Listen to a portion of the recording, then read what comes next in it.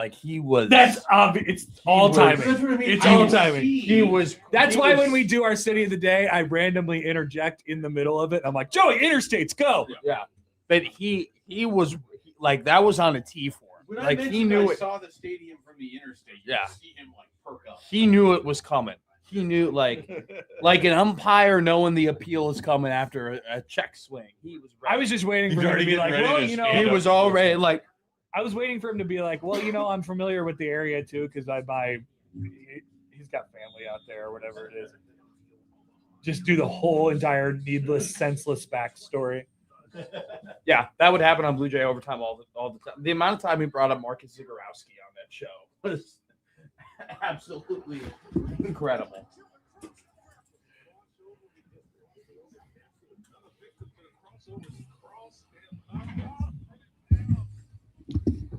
Time for the crossover.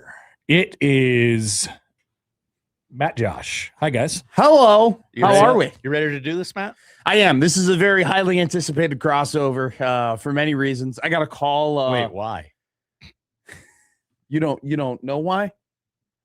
Can you put it together? Oh, You forgot about that? You forgot already? We've already made fun Wow. of Matt's failings so much. No, we talked about it in our first segment. Yeah, I figured that. Yeah, you went ahead. I was at the casino on Saturday, and I got a call from our friend Ian, who helped us out over the weekend here. At the Ian studios. apparently called everybody.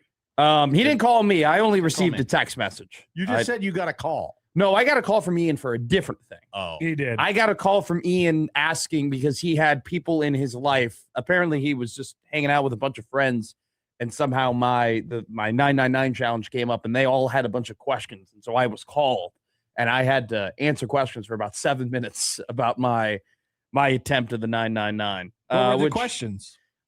They asked me, did I eat when any? did you know that you were going to fail? Did I eat anything beforehand? Why? Just why in general? Did you answer them truthfully? Oh, all of them truthfully, yes. And I was like, look, I could make excuses. And I totally am. I totally am going to make excuses as to why this happened. First off, if I knew that I was going to do this, You'd be terrible at accountability. no, I am very good at accountability. This is one of the things where it's like Why don't you join us for accountability tomorrow? I'm the best at you being very good accountability. at accountability. I'm great at being I'm great at being accountable. Tells me that you are not, in fact, accountable for anything. No, I'm accountable for a lot of things. Okay, I probably take Just not account for this. things. No, not at all. If I knew that I was going to do this, I would have had a big breakfast. Right, I wouldn't have had to eat at 2:00 because I needed to put some sort of food in my stomach. I would have probably done a cleanse or two. You had already agreed to do it by you knew that you were doing this 9:54 well before in the morning. 2:00. I didn't know I was going to do it officially because I was still like halfway in, halfway out You on doing told it. us you were going to. I was still halfway in, halfway out in doing it. When the first donation came in, when the first thing of money came in and said we're doing this for charity, that's when it was locked and I was doing it. You left this building and went and ate food. Even though that there was a great percentage chance that you were doing the 999 No. challenge At that 3 point, hours later. At that point, it was guaranteed I was doing the 999 challenge. You just said that you ate at 2:00. Because I had to eat. I hadn't eaten all day before that. I hadn't had You one said you meal had a big before that. breakfast. No, I said I would have had a big breakfast if I knew I was doing the God. challenge. Get If I knew I candy bar. If I knew I was doing the challenge, I would have had a big breakfast to expand my stomach. Instead, I had a salad because the Man v Food guy says eating lettuce stretches your stomach. Did you get the diarrhea? Oh, Yes, I did. I'm kidding. I don't know if I got that. The diet, what is it Takes called? The 2 Foster Farms or whatever. Taylor Farms. Taylor Takes 2 Farms. weeks to find out. They said The company said it was a false they positive. did not take accountability last night. They had a They statement. McMastered their account. Yeah. No, I'm just saying. So what'd you eat? What'd you eat after this? After the show? I went to Goldberg's and I had a You went to Goldberg, and I had a You salad. get your salads from Goldberg? I just went and I got a garden salad. That's a lot of food. No, it's not. They have big portions. It was a bigger salad. I put a little blue cheese dressing on it. Big salad. I had to disgusting. I had to fix What it up meat a little was bit. in the salad? No meat. It was just tomatoes and lettuce and onions and some blue cheese. And then I had a minestrone soup because I was hungry. I was hungry. You're such an idiot. I was hungry. Do you have more respect for the 999 after you claimed that you had done it because you had? No, I don't inside. have more respect for the 999 challenge because It crushed you. I think this is a super You mega look like a 999 puny challenge. entrant. I don't know how many You're people the would guy have who been. enters the food contest and you barely. Let me tell you finished something. Let one of me tell something. you something right now. It's one of those things where I found out what the bread was after. I was dead on arrival. 16-ounce beers too. I mean, everything was going against me. This is the McMaster accountability. I'm serious. I mean, I like Rotellas. Okay, I'm a big fan of Rotellas. I like the bread. Okay, I like the Italian bakery. Okay, Chilling and grilling. I've had that when I go and get buns. I get Rotella's buns. It's just one of those things, where it's just like Chilling and grilling. it's got to, as someone who's got acid reflux, it kind of sits on my stomach the wrong way. It just kind of floats over like a lead You balloon. have acid reflux, and you tried the 999 challenge. I've done it before, and I succeeded. You have not done it before. I have done it I was before. in a controlled environment with little Smokies. Yes, not Little Smokies. They were ballpark And dogs. Dixie cups of beer. They were not Dixie cups. They were 12-ounce beers as opposed to. Here's the thing, too. If these were 12-ounce beers as opposed to 16-ounce beers, I would have had 4 beers, and I would have had another hot dog. All right, Brett Kavanaugh, calm down. We have to go to the phone line We did. as the president of Yeah, the. we- Oh, would you look at that? Here, let me. I hope he offers you an opportunity for You're redemption. bashing this man's home. Well, I'm not bashing this man's Matt home. McMaster no, will be doing listen. a radio show live from this Marty, person's Marty, home. this radio host says that your hot dogs are too big. That's not true. I just said the He bread's a said your little buns are filling. too soft and plentiful. Marty? Well, I don't really know what to say other than this crossover is kind of a train wreck. I figured I would call and try to save it a little bit. Thank you. Good morning, guys. Hi. Look, I think your hot dogs taste great. All right? I do. I think they are tasty hot dogs. They just kind of sit in my stomach a different type of way, though, Marty. Well, here's the deal, Matt. Come on, accountable. Seriously, come on, man. Don't argue. Don't argue accountability. Here's what we need to do. If you're gonna do the 999, you need to train for it. I do. Let's train for it, and you can try to redeem yourself, and then I think you'll be accountable. I think that if I try and do it again, I'm just gonna throw up again. And Maybe. I'm not maybe. That will for sure happen. And I'm not willing to do that unless it's for charity, which is why I did it the first time.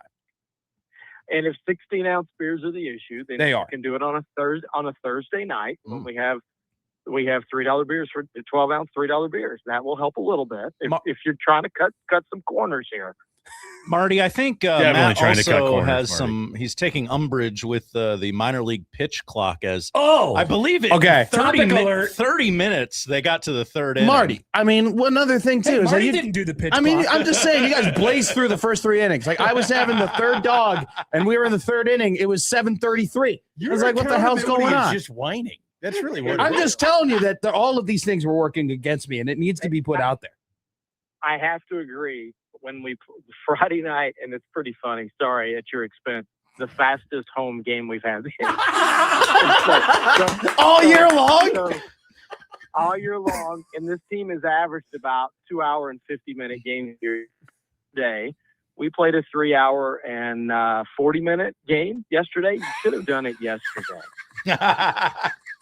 What was the game on Friday night? Like 2:20. It was like 2:18. 207. That is crazy. That's insane. I'm telling you, nobody in the Omaha metropolitan area would have been able to do what I attempted. Nobody. I don't think in absolutes like that, but maybe Sure. I'll give you a little credit. Thank Give you a little credit. Well, I appreciate you calling in, Marty, Hey, even Marty. though your hot dogs are too large and your buns are too soft. But they're good tasting Your hot beer has dogs. too many ounces. It does have too many ounces. I haven't been told those things in a long time. Marty, I do want to say I had No. One Schaefer has a second. question. I had multiple family members that attended on Friday. They thought the fireworks show was phenomenal Friday night. Oh. They loved their ice cream jerseys. Once again, a tremendous product you have going on out there at Warner Park. Schaefer, appreciate that. I sorry I didn't run into you on Friday. I had the fortune or misfortune of catching up with Happer and Bishop for a little while, and then McMaster was like, "I'm done." So that was my interaction with him. So it was. That is exactly how I said it. It was. But I appreciate that, and it's crazy to believe there's only 24 more games left the rest of the year. We'll be back next week, next Tuesday. So time flies. Thanks, Marty. Great to talk to you again. Appreciate you, Marty. I'm just saying. Even let him say goodbye. I'm just saying he didn't combat what I said. Accountable for that. I'm just saying he didn't combat what I said about the buns. At no point did he say I was wrong about the buns, them being a little heavy. Just saying. We knew that the pitch clock was going to be an issue for you. We knew the whole thing was an issue, which is why we goaded you into doing it in the first place. That is true also. How many innings did I have to get to in order for it to have been a respectable 9. You have to win. No. I think if you would have gotten no, to the seventh, There is no try. There is only do. I That never is expected it. you to There is get, no tomorrow. never expected you to get past the 6th inning at all. I thought you would have at least got into the middle innings, Yeah. and you did not.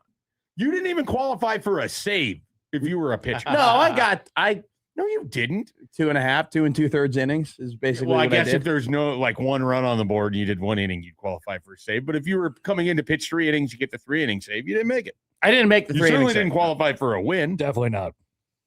No, it was, now It's a giant Bishop. L. Now Bishop was like the whole like. He's like, I told you not to chug. You were chugging. I told you. Wow. Why were you chugging? What a I Bishop. told you not to chug. 3. Nick, Joey, I know you're listening in the producer's office. You might want to save that impression for this afternoon's crossover. I told. Why did you chug? That's what he was saying to me the whole time, and it's just like it had nothing to do with the chugging. Like regardless of how I put the liquid down my gullet, it was coming back up. I think you're way too transfixed or fixated, I should say, on the hot dog buns. I'm telling you right now, that was it. If people ask me when did I know I was screwed, they ask me when did you know this was done? Yeah, we know. And I swear to you, the first bite of the first hot dog. Yeah. It's not what you said in video that you made after the end of the 2nd inning or whatever. It's the same. I mean, when am I gonna say, hey guys, I'm screwed? Now, Now the same, if not more, hubris as Nick did when he tried to eat that hot dog really fast at Oscars, and after the first bite, during the first bite, he was like, this isn't going to work. Also, so we were going back and going through our experience of the most famous food-related failures in 1620 The Zone history. Okay. And so you're obviously at the top of the list, at the very least on the Mount Rushmore at this point. You have my chicken nugget disaster of the summer of 2022. 3 maybe. I don't know. We couldn't figure it out. We have Nick trying to eat a hot dog very fast at Oscars. We also have Nick claiming that he could eat only cantaloupe for several days. That is crazy. When this was explained to me, I was very confused. I don't understand how he thinks that has enough protein or carbs or anything to drive his bodily function. What the subject was. I mean, that's a lot of sugar too. I mean, we were you're happy to allow him to try the cantaloupe only. And it worked I don't want cantaloupe ever. Are you? Well, I'm a cantaloupe honeydew guy. I love honeydew. Watermelon is like the only melon I really care for. Really? I don't like cantaloupe. I don't like honeydew. I love honeydew. I don't eat it. Cantaloupe. Don't want it. I don't know. I had a They bad ruined fruit salads is what they did. I had a bad cantaloupe experience, and I've never been the same. Where It it's doesn't taste good. it was out at a barbecue, and I and it was a warm cantaloupe. Like I had a warm cantaloupe bite, and I just I've never gotten out of my mouth, and I don't want to.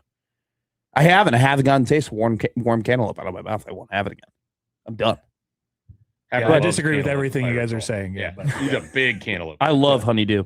So, anyway, is there any other? So the 2 Nicks, you, me. Is there any other big ones? John and Josh must be responsible for something over the years. I don't. They know. used to do Taste Test Wednesday, so I feel like, or at least more consistently. I feel there's, like of there course, has the to be something. There's the endless waterfall of terrible Josh. Yeah, I was food gonna takes. say, I don't know if there's a direct food challenge or anything. What is Josh's worst food take? Do you know that off the top of Well, your head? it's the fact that he didn't have a burger until he was like 23, That's or a cheeseburger until he was 23. he had a hamburger though. I don't remember the exact. I don't details. think he had mashed potatoes until he was in his 20s. At one point, I don't think he had a milkshake until he was in his 20s. What? How is this possible? I love the Petersons. How did they allow their son to do this? I don't want to misspeak here, but there was we were having a discussion about nachos once, and I feel like there was something with that. I don't know exactly what it was. This was all stuff that I picked up over years of doing fill-in shows. Yeah. And he would give me a glimpse of his childhood.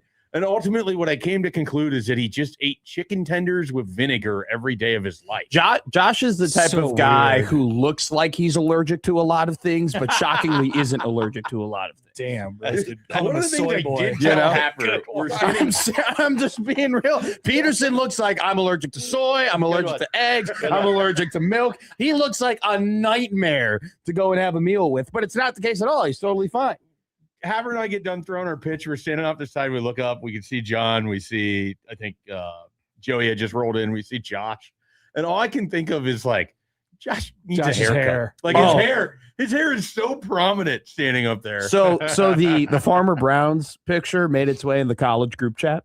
And so everybody was, all of my buddies were breaking down like this and that. Yeah, yeah. People made jokes about Janicek and the Budweisers. Like other people were like, is that Happer in the corner? It is a ridiculous picture. It is insane. Where the best part about that picture is that every time you look at it, you see something new Sure. that you hadn't seen before. The first comment was Peterson needs shears for his head. They're like, what is on top of a Josh's lot head? of lettuce. I mean, I'm jealous of it though. As someone who's losing my hair right now, I would love to have Peterson. No, let's not change the subject here. Okay, so Dang it! Dang listen, it! Listen, Dang it! speaking of that picture, this was before you looked like you were about to explode at Farmer Brown's that night. Yes. I would argue You walking out of Farmer Brown's was terrifying. the look in I saw you. I feel like I've really seen a Matt McMaster now because I've seen him minutes before he's about to puke. And like, Josh Hodson, you could speak you think to you can this. see into a man's soul that way? When you are 30 seconds or less away from puking, there's nothing you could do. Yep. All you could do is stare into the abyss and hope that it doesn't come. Yeah. But it's I coming. hope this salivation in my mouth goes away. But It for won't. whatever reason, It's- everybody universally does not have the wherewithal at that point to get up and run to the bathroom at that point. Zero. They stay seated exactly where they are because they feel like if they'll move, it's over. Yes. And Continue. it ended. It Fight or ended. flight, really. It ended for you. So are you saying that I what watched you it. saw at the Storm Chasers game, you saw the same exact thing at Farmer Brown's? And you realize now that it's just I didn't throw up at Farmer Brown's You is the were difference. a little bit more engaged at Farmer Brown's. Like your eyes had something behind them at Farmer Brown's. Yeah. Mhm. At- But he wasn't talking towards the end I of was gonna Farmer say, he Brown's. wasn't engaged. And that's how I knew. He was Oh. just sitting like this up against the wall. I He's said eaten a to little completion. bit, a little bit. But more I was engaged. here's the thing at Farmer Brown's. I was so happy. Like I just had a ribeye. I had a ribeye Oscar, right? I had great garlic mashed potatoes. I had, Now you said appetizers, Marty's bread big hot pudding. dogs. I was going to Like, say the bread I pudding. had one of the best meals I've ever had at Farmer Brown's. I'm Did you have sitting there at Goldberg the Storm salad for lunch Chasers that game, day? and all I'm thinking is, this is embarrassing. This is embarrassing. This is so bad.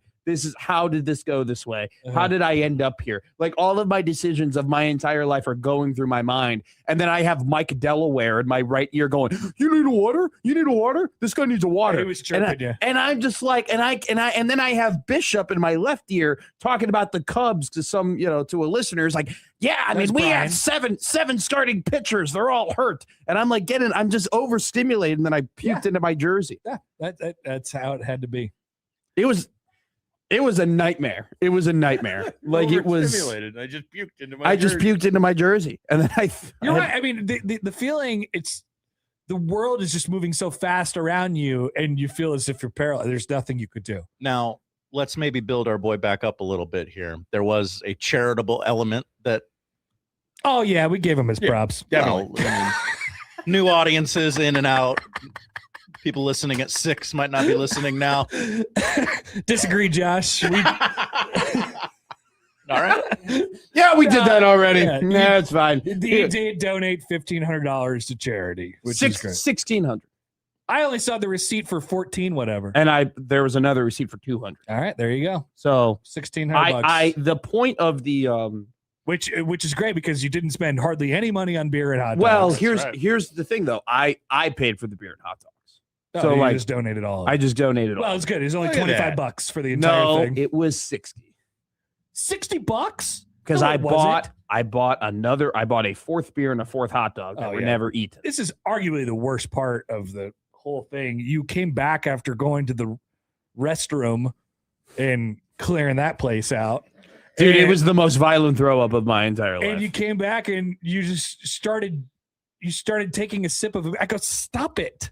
I was fine. After I threw up, it felt like the weight of the world was off my shoulders. I just didn't You want seem like you have a lot of experience with puke and rally. Oh God, pulling the trigger! I majored in that. I mean, it was just, that yeah. tracks I on just don't every wanna- level. Pulling trig is a skill, and it's just like sometimes you just got to do it. You know, you just got to be like, I'm going to be miserable. If I just don't didn't do want this to. right now. I didn't want to watch you consume anything else.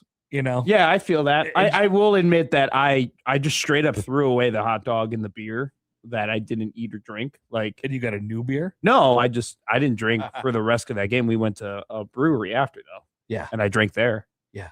And then I went back home and hung out with my friend. And then we were, had a drink there, and then I went to bed. You did not have another beer at the baseball game. No, I felt like you had drinking a beer at the baseball game. I drank the rest of the third beer as like a joke. Even worse. Like I chugged the third beer, but I didn't know. I didn't grab another drink at the game. I didn't have another drink till we went to the Did brewery. you? Okay. Did you retrieve the puke jersey? No. That's gone. It's gone. Now We need that. we could like. I'm surprised you guys didn't have. I thought I was gonna wake up this morning to like Joey's graphic of like me running to the trash can. Like Well, I thought. the content's out there. What do you mean? There's a lot of content out there. No, but I thought that you guys would contact Marty and get the video of me running to the. Oh, the security camera. Yeah, I thought you would get the cam footage, the security cam footage. I thought I was going to wake up to the security cam footage being on Twitter. No. What an interesting idea. There. I didn't. I just thought it made. You said it when we were leaving the game. You're like, I they did. definitely have it. There's already a gathering being scheduled for next year to Yeah. commemorate the Okay, event. that was a real kick in the what from Joey to wake up at 9:00 in the morning, and the first email I see is Joey putting together a 1-year 999 anniversary. Well, it just means you get to try it again next year. If we raise money for charity, I will. We absolutely will. Our Exactly. listeners are incredible. No, I Will know. you guarantee people that you'll get past the third inning? Yes. Perfect. And if you don't, there's some level of punishment to this. No, I'm not doing punishments. Get out of here. My punishment is doing that. There's no way I'm But finishing. you're it. guaranteeing that you can do it. I'm get no. You're guaranteeing that you can No. get past the third inning. There it is. But if you I'm don't, not- then what's? I'm not doing a punishment. Okay. I'm not. All right. Same thing with fantasy football. People want to add punishments to my fantasy football league. I'm like, get out of here. That's So how dumb. every fantasy football league is. I already have it in one league. I don't need another. The only reason that someone would do the 999 challenge is because they have an incredible amount of hubris. I don't know. Right? You keep And so saying that There word. needs to be a punishment in order for the hubris laden Hubris person. is confidence to the extreme.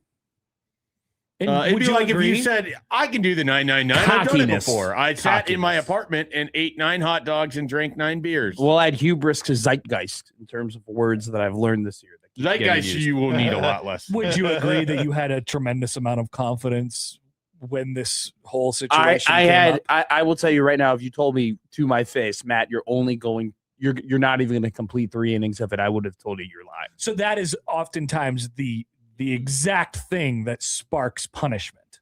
But If a person goes I'm in not confident, doing. I'm not doing a if punishment. you are so confident 10 that you toes could down. get over 3, 10 toes. then 10 you toes should down. be punished that 10 you toes down. don't. 10 toes. Not doing it. Not doing punishment. My What punishment. if the punishment is easy? I am not okay. I am not going to complete the 999 challenge. We I'm know not. that. Okay. That's So very how clear. There's is- room for you to get to the 4th inning? How about the 3-3-3? So can't even complete that. Okay. So next year though, We'll do some high school games. You can do the 7-7-7. so listen though. But like if I were to do the 999, right? I'm going to fail, which means my punishment is throwing No. up at a baseball we game. are saying failure for not getting the 3-3-3. I'm not even gonna 10 toes down. I'm not doing that. I'm You not do doing Will a you ever punishment. try the 10 toes down. 999 again? What? Will you ever try the 999 again? Yes, next year. Okay. We'll make this we'll But he will make it a not- yearly He will thing. not subject himself to punishment. My punishment is doing this. You want to do it, I mean, for charity. and you are confident about doing it. getting the 333. 333. So therefore, if you don't get the 333, you should be punished. No, I'm not. You agree. can keep saying what I should or shouldn't do. I'm not going I'm to do just it. explaining the logic to you. That's Okay, all. great. You have a lot of hubris explaining the logic. That's not We what had a that lot of is. I hubris don't care. coming into the idea that we could get you to the 999. You woke up on Friday never knowing that this was even a possibility of happening. Sure. And then you ended up attempting. Hokey Skirt goes, make him a shirt that says Chasing 4. That's pretty good. That is pretty good. We got t-shirt guys. I'm still waiting for my eat to completion shirt. How about like a dunk tank or something? You know? I did want to do a dunk tank. All right. We Dunk know. tank is a punishment. No, because now you're making me agree to do a punishment off of something that I already wanted I'm to not do. doing anything I to you, know Matt. how you operate. I'm not doing I know anything. how you operate. Don't You turn know this that on I already Happer. wanted to do a dunk tank. So now you're going to have me agree to do a dunk tank because you know I wanted to do it. So I can now agree to do a punishment if I didn't do the 333. Get out of here. I can read you like a Rebecca, you're book. calling it Like a a book. 333. I No. speak Happer now. I blame Schaefer because Schaefer keeps telling Matt what I'm doing to him all the time. Stop telling him stuff. Well, now, no. Ghost Dog has opened my eyes to some things too. Who's all right? Ghost Dog? You'll find out later. Everybody will find out who Ghost Dog is one day. No one's telling him anything his brain can't get to at some point anyways. but it doesn't get to it somehow. Well, maybe it will. That was a someday. good try. It was a good try. You try pulling the wool Who over is my Ghost eyes. Dog? We're not. That's for everybody to find out. at Only some Matt point. can see him. Is Ghost Dog in the room with us right now, Matt? He's in spirit. He always is. Ghost Dog could be here. Ghost Dog could Is be it a there. YouTube commenter? Could be. I'm going to type in Ghost Dog. Let's see. A He Forrest knows. Whitaker movie. I know is who gonna Ghost pop Dog He up. knows who he is. Is this the same? Who was the YouTube commenter who said who was something dog back in the day? Oh, Game Dog. Game Dog. Is it Game Dog? No, it's not. It's Wolf, the USC writer. That's who Ghost Dog. Oh, is. Scott Wolf. Yeah. That's my guy. I bring up that name. That's my guy. It always gets that phrase and that tone. That's my guy. That's my guy. Speaking of my guy, I gotta text my fantasy football guy, Potsy. We gotta About get your punishment? no. Potsy's my fantasy football guy. I got it. We're getting. You don't need a guy. There's the internet. Let me tell you right now. I'm the type of guy who wants a guy. I want to be able to say I have a guy. Matt longs to have a bookie and a guy. I would for love- everything. You seriously. can have a bookie. I've been thinking about getting It's a illegal, bookie but just. you can have it. I've been thinking about getting a bookie just so I could say I got a bookie, but I feel like my bookie would hate me because I'd make $10 bets. He'd be, "Why Your do you bookie need would hate me?" you because you'd be talking about him on the radio. That's a calling good him point. Potsy. I call him Book Dog. Your bookie might like you though because there'd be action on whether you could do the 333. He would make lines for my stupidity. Yeah, That'd be totally. What if I got a bookie and I just made him to make lines for things that I would say on the radio? That would be You would illegal. take advantage. Yeah, that would be very illegal. I know. I mean, it'd be double illegal. You wouldn't be allowed to bet on. No, but I would. No. I'm not saying that. He I'm would saying like as a manipulate bit, to have him make lines. As a So bit. I have a question. What does your fantasy football guy do for you? I just go, Potsy, this guy, that guy. And he goes, this guy. I go, why? And he goes, here you go. And he just, Oh, so he gives you advice. yeah. Oh, he doesn't Yeah. like run your league or anything. No. All right. That's my buddy Grant and Joe. Those are the two commissioners. Okay. And I'm the type of fantasy football guy that I try and make their lives as miserable as possible. Who all has access to Believe that. Potsy? Potsy's friends, Potsy's people. Okay. Potsy's just Anybody in your league know he's Potsy? he's a gym teacher, you know. Anybody in your league know Potsy? No one knows Potsy. Potsy's just my guy. We're gonna find Potsy. He used to be in media, but he's since left media Perfect. and is now a gym teacher. Now, In is Chicago? Ralph In also Chicago. good at fantasy football? Never had a friend named Ralph. I wish Okay, I well, did. you got Potsy. I assume Fonz and Ralph and the rest of the gang is around the corner. Richie. No, none of my friends are named those names. Actually, I'd love to have a buddy named Fonz.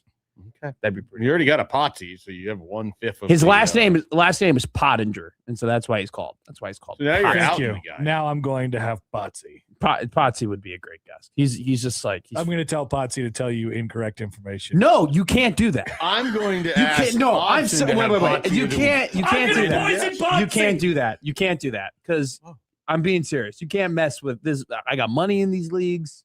All right, I'm trying to win. I made the You got semifinals last $12 year. buy-ins. I got more than $12 buy-ins in my Double fantasy it, football. plus one. No, double that. Double that, and then times that by 3. Oh, okay. So we got and it's a dynasty league. Okay. So it's like I'm in a good spot this year. I got 3 first-round picks. He was telling me last week he believes that this season Have you done your rookie his draft? championship window opens. My so it's Got him. it is a hybrid. It is a hybrid dynasty league. No way. Just no, you followed him didn't. up on Instagram. No, you did not. Dang it! Oh, I'm gonna go look at who Happer just followed.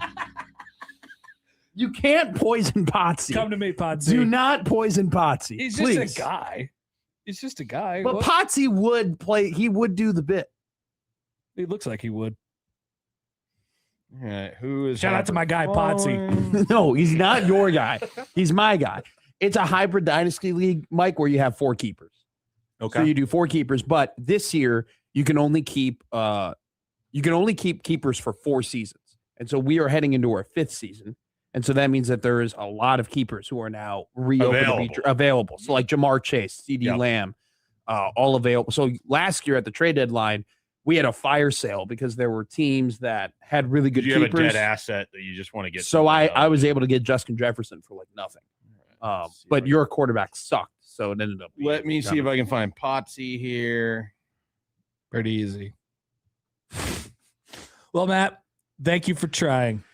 You're welcome. Thank you You're for- welcome, and thank you to everybody for donating. Thank you to everybody for giving me money. Appreciate it. And went to the Sienna Francis House. Giving the Sienna Francis yes. house money. Let's Giving be clear about that. Giving me money that I then donated to the You Sienna did say Francis you went house. to the casino Saturday, which sounded off some alarms. All right, but- we're not playing this. I the really receipts are posted. yes they are. I really appreciate everybody donating to Sienna Francis House. $1,635. Did you go there or did you do it online? I did it online. It would have been cool if you would have went there and be like, hey, I'm a huge idiot, but I do have $1,600. So I'd like to give you. If I just went to the front door with Yeah. $1,600 in cash, just Yeah. be like, here you go. Like, where do I donate $1,600? there's like the puke jersey that's in the bag with it. Yeah. That could have been your punishment. Yeah, I don't want to It's like- get your hopes up today, but like, what if someone from the Sienna Francis house calls you today, like, hey, this is a very seemingly random, very generous donation. Thank you. I What- think they know me. I feel like that would Okay. have happened Okay. already, but they're great people over there. Linda Toomey is the person. She's the president of the whole operation. Linda. And Shout out to Linda. she's a great human being, and I appreciate her. She brought me into the fold about a year ago. I'm glad we could pay it off with my stupidity. We'll continue to talk about my stupidity throughout the entirety of Middays with Matt, which will be up right after this break here on the 1620 Zone Radio Network.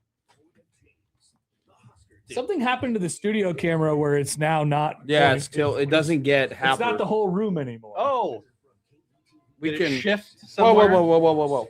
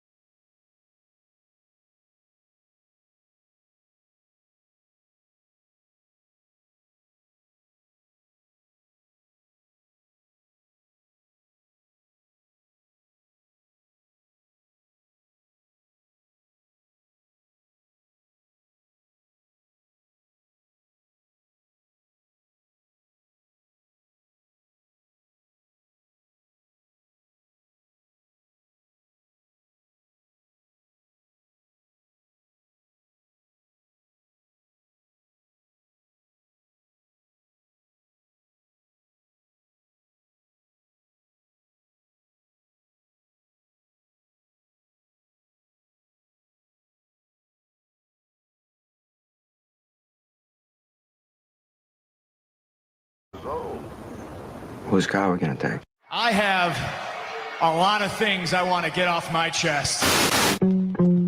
That's an absolutely horse crap call. Make room for Daddy! But they are who we thought they were, and we let them off the hook. Chicago is.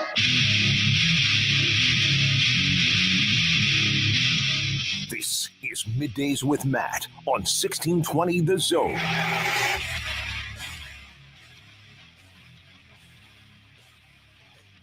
Middays, Matt, live and rolling on the 1620 The Zone radio network. Matt McMaster, as always, joined by Josh Odson at our 50th and Dodge studios in Omaha, Nebraska, 1620 AM on the dial, 97.7 The Zone in central Nebraska. J.O., how was your weekend? Good weekend. Good. Too hot. I'll say it. Yeah. I'll be the one. It's only getting worse this week, right? I mean, today the worst day, right? Today, get through today. We'll have some rain. We'll have some cooler temps. We'll be fine.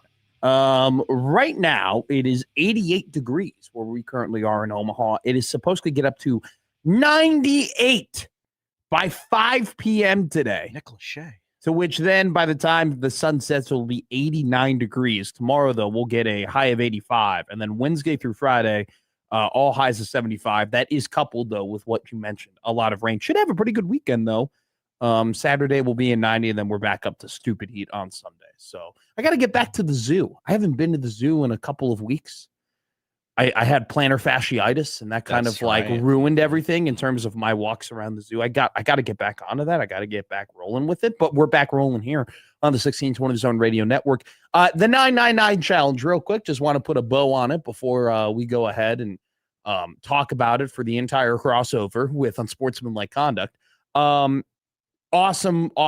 experience, if I'm being honest. And it's one of those things where it's like, yes, throwing up sucked, and stuffing my gills with beer and hot dogs, and as Happer once mentioned, the looking into me, just looking to the abyss, knowing, oh, I'm going to throw up and this is going to be really embarrassing. That was not fun.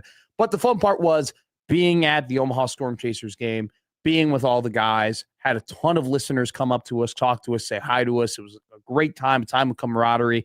Really looking forward to do more of those events in the future, to see more of our listeners and talk to them. It was a ton of fun. And then, the cherry on top being obviously being able to donate money to such a great cause at the Sienna Francis House. $1,635 were raised really on a whim, on a straight up whim. I mean, we came up with the idea to raise money at 2:00 on Friday. And by the time 9:00 had rolled around and I had gotten back to my place, it was like $1,400. It was absolutely crazy. I donated $1,435 to Sienna Francis House, and then we got a late donation from our friend Timothy. It was like, hey, you got to get to 1620. So we donated $200 more, and we sent that over to Sienna Francis House. So over $1,600 donated just on a very whimsical, out of nowhere, impromptu fundraiser, which I think proves just how incredible of a community 1620 Zone is, and just the phenomenal listeners and group of people that we have that decide to tune into these radio shows every single day. And so we are eternally grateful for the support that we consistently on a daily basis get. And I'm glad that we were able to use that support and use my stupidity in order to help out a good cause. So we'll go to the text line real quick. Alex and Lincoln. Hi, Alex. Poll question: who had more of a memorable puke, Odson or McMaster? Welcome to the Pantheon, brother. Thank you. I still think yours is more memorable because we can go back and look at yours at any point in Mine's time. a GIF. Yeah, Yes. It's a video. It's a GIF. Like we can meme that up. Mhm. Mine, unfortunately, has just been there's only a very small group of people who actually saw everything that went down, which, to detail it, was I puked in a jersey, threw the jersey away, ran to the bathroom, was able to get in the toilet, by the way. Just wanted to put it out there. So kudos to me. You're welcome, Marty Cordero. It's actually a pretty heady play. Yeah. Thank you for, here's the thing. Any good acid refluxer knows the difference between a throw up and a spit up. Okay. A throw up is there's nothing you can do about it. It's coming out. A spit up, you actually feel better immediately, and you can keep some things down after that. I endured a spit up, and I knew that I had 10 seconds to either move and run to the bathroom, or I'm going to have to plant my feet here and keep this thing down. I knew, though, that the challenge was over. As soon as I had like puked up just a little bit, we were done. So I sprinted to the bathroom. You're welcome, Marty, for keeping your facilities clean. That's the spin zone. Great spin zone by you. Thank you. Cleanly Matt McMaster is what people should be calling me. Awesome event, awesome time. Look forward to I just being partnered with the Storm Chasers here entirely at 1620 The Zone, and then what we're able to do with Marty with our bi-weekly interviews has been a ton of fun. And we will be back at the Omaha at Warner Park July 29th, I believe, is the official day. Next Wednesday. That we will be there. So cannot wait for that. We have a fun show ahead of you today. These last couple of weeks, we've had media days. ACC Media Day happened. Nobody really cared. Big 12 Media Day happened. We kind of cared about Big 12 Media Day. A couple nuggets. SEC Media Day is starting today. We already have quotes flowing on in from Greg Sankey, from Eli Drinkowitz, from Brett Venables. Actually had a funny comment today about, hey, how you feeling, about your age? She's like, I'm double nickel, baby. I'm 55. I never felt better. I'm positive. So I couldn't believe he was the oldest coach in the conference. 55 is kind of young for an oldest coach, right? When I was growing, not to sound like an old man. When I was growing up, 55 was a young coach. You're a whippersnapper. Yeah. You're like good. You got a lot of years ahead of you, young man. His career's just starting, as some people would say. Honestly, Sean McVay has ruined everything in terms of old man coaches. Good take. Just says what he was 31. Yeah. He was 31 years old when he got the Rams job. He's now had it for. Is this his 10th year? I think this might be his 10th year. He's into his 40s. I grew up with the Bobby Bowdens and the Joe Paz and the. Does it disgust you a little bit that head NFL coaches that now have to be like skinny and good looking and like sexy in their offensive play calling? They got to be in shape too. I know, right? I grew up with the Mark Manginos and football was better when coaches were uglier. Yeah, is what Josh Odson is saying. Just saying. None of these. Step with these Sports Illustrated models with D'Amico Ryan looking pristine with his beautiful bald head. None of this, Gray Fox looking Kyle Shanahan ass with his beautiful beard. None of this spiky hair Sean McVay bull crap. I want fat, disgusting coaches. That's why Josh Odson loves Brett Bielema. I don't think Belichick would get hired today. Oh, well, he didn't. Well, okay. he didn't. Interesting. He famously did not, actually. Yeah, huh. By the way, isn't it funny, too? So we look back on that. I was thinking about this the other day. The Bill Belichick North Carolina negotiation happened a little over it was December. It was like when I first got here. When I first got to the Zone is when that was going down. So it was December of 2024. And it was around like bowl season, but before we got into the New Year's Eve Six Bowls. And he was negotiating his contract. And do you remember one of the provisions in his contract was he needed to be guaranteed like what the NIL investment was going to be on his football team. Like he needed UNC to be like, this is what we're going to give to you. And I believe the number was like 10 million. He was like, I want to make sure that we have $10 million in NIL. We have $10 million in order to make this roster. Okay. 2 years later now. 10 million. 2 years later now, we are like 10 million is nothing. 10 million is like three quality starters, 3 superstars. That's what 10 million is. So I believe I think I can find it here. He signed a 5-year, $50 million deal, which that's okay. That's really gone under the radar too, by the way. Like we kind of forget that. Don't you think we kind of forget a little bit that the cost of a roster is that Bill Belichick is the head coach in North Carolina? I feel like yeah. that was a much bigger storyline last year than it is this year. Now, I mean, they laid that egg against TCU, and that was kind of put a sour taste in a lot of people's mouths. By the way, to correct myself, I was right that there was a guarantee in NIL. It was 20 million. 20 million. That's better. Still, though, like you need at least 30 to 35. I mean, that's reportedly Nebraska is around that 30 number, which is kind of the number that Matt Rule had. Matt Rule never said a number, but him and Dannon have talked about like, hey, being in the ballpark, like we're not the top team, but we got to be able to compete with those top teams. And we got to be in that same area. There was a On3 article that put him at like 29 million, which I don't know how accurate those things are, But it doesn't surprise me that like Nebraska is in that area where obviously they don't have the chicken finger, crumble cookie, Walmart, oil money. If somebody listening wants to start a gigantic business that takes over this country like wildfire, go right ahead. Do you remember for like a couple of days on Twitter, there were people who thought that the Red Sea Rising announcement was going to be like Warren Buffett coming out of a Cody Vader being like an unprecedented gift, $2 billion for Nebraska athletics. Go and get that left tackle, Matt. Go and grab him. Do you remember that was going around on Twitter? Yeah. That like he was going to come out like Open Gundam style guy, Psy, where he burst out, that was going to be Warren at the Red Sea Rising. Here's this check. They bring out the big check, $1 billion for Nebraska athletics. People thought that was going to happen. I just love the idea of putting a 95-year-old in a hydraulic lift.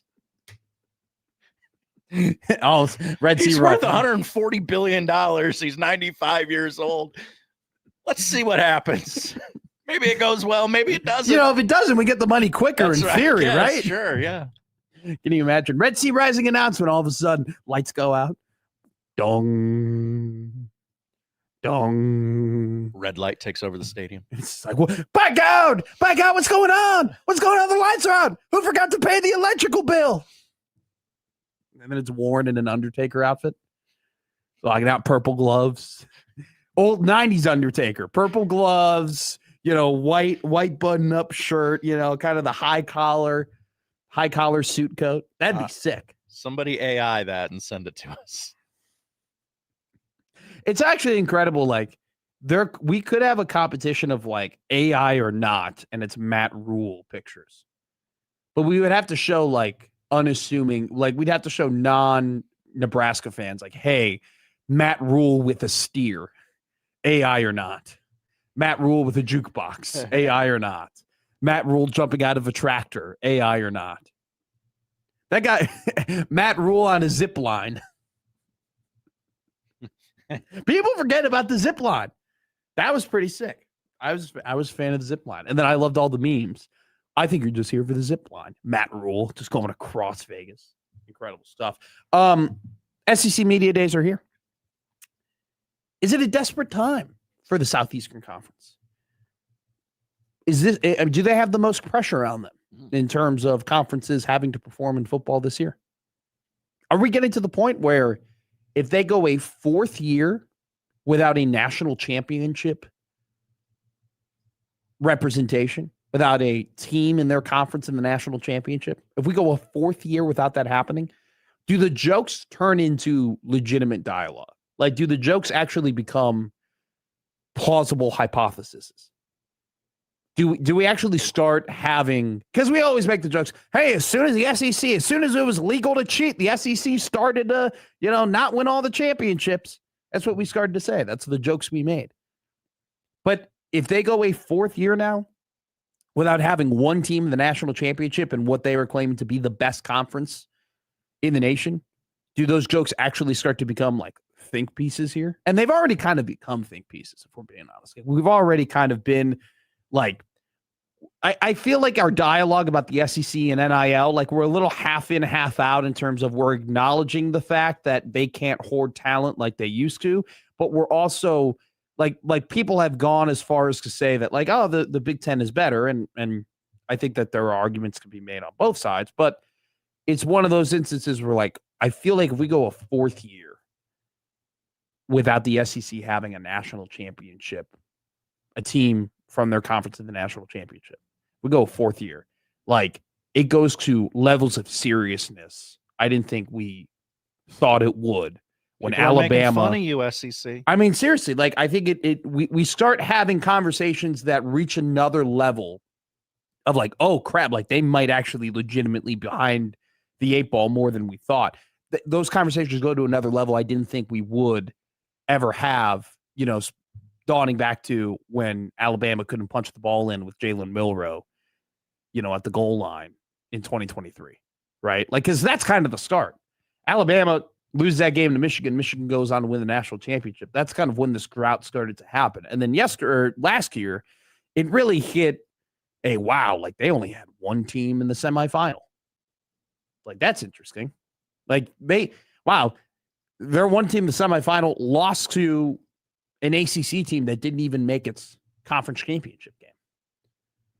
That's surprising. So we'll have that conversation about the SEC, and we'll keep track of the quotes. There's a lot of interesting quotes that are coming on around the SEC Media Days. Greg Sankey, a bunch of head coaches will tell you the juicy info coming out of that meeting. We will also talk about an article that I read. I read a Creighton and Nebraska men's basketball article in July. Whoa. I haven't been here my entire life. I'm pretty confident to say that Sam McEwen might have written the first Creighton versus Nebraska basketball article in July, maybe ever, in the Omaha World Herald history. We're like, what, 5 months? We are 6 weeks. We are 5 months away from that game being played, and we are 6 weeks away from the season actually starting. Whoa. We're more than 6 weeks away. We're way more than. I think we're like 12 weeks away from the season starting. What? The basketball season. Basketball season. Again, it's thrown me off that we're talking about basketball in July. We're 6 weeks away from the football season starting. We're even farther away from the basketball season starting. See, that's how crazy it is that article was written. But it does say something about two entities. Does it say more about Nebraska basketball than a man like Sam is writing this article? Or does it say more about Nebraska football? That some of the sentiments that he is expressing is agreed upon by a large portion of the Nebraska athletics fan base. Warde Manuel out at Michigan. Eventually. At the end of the year.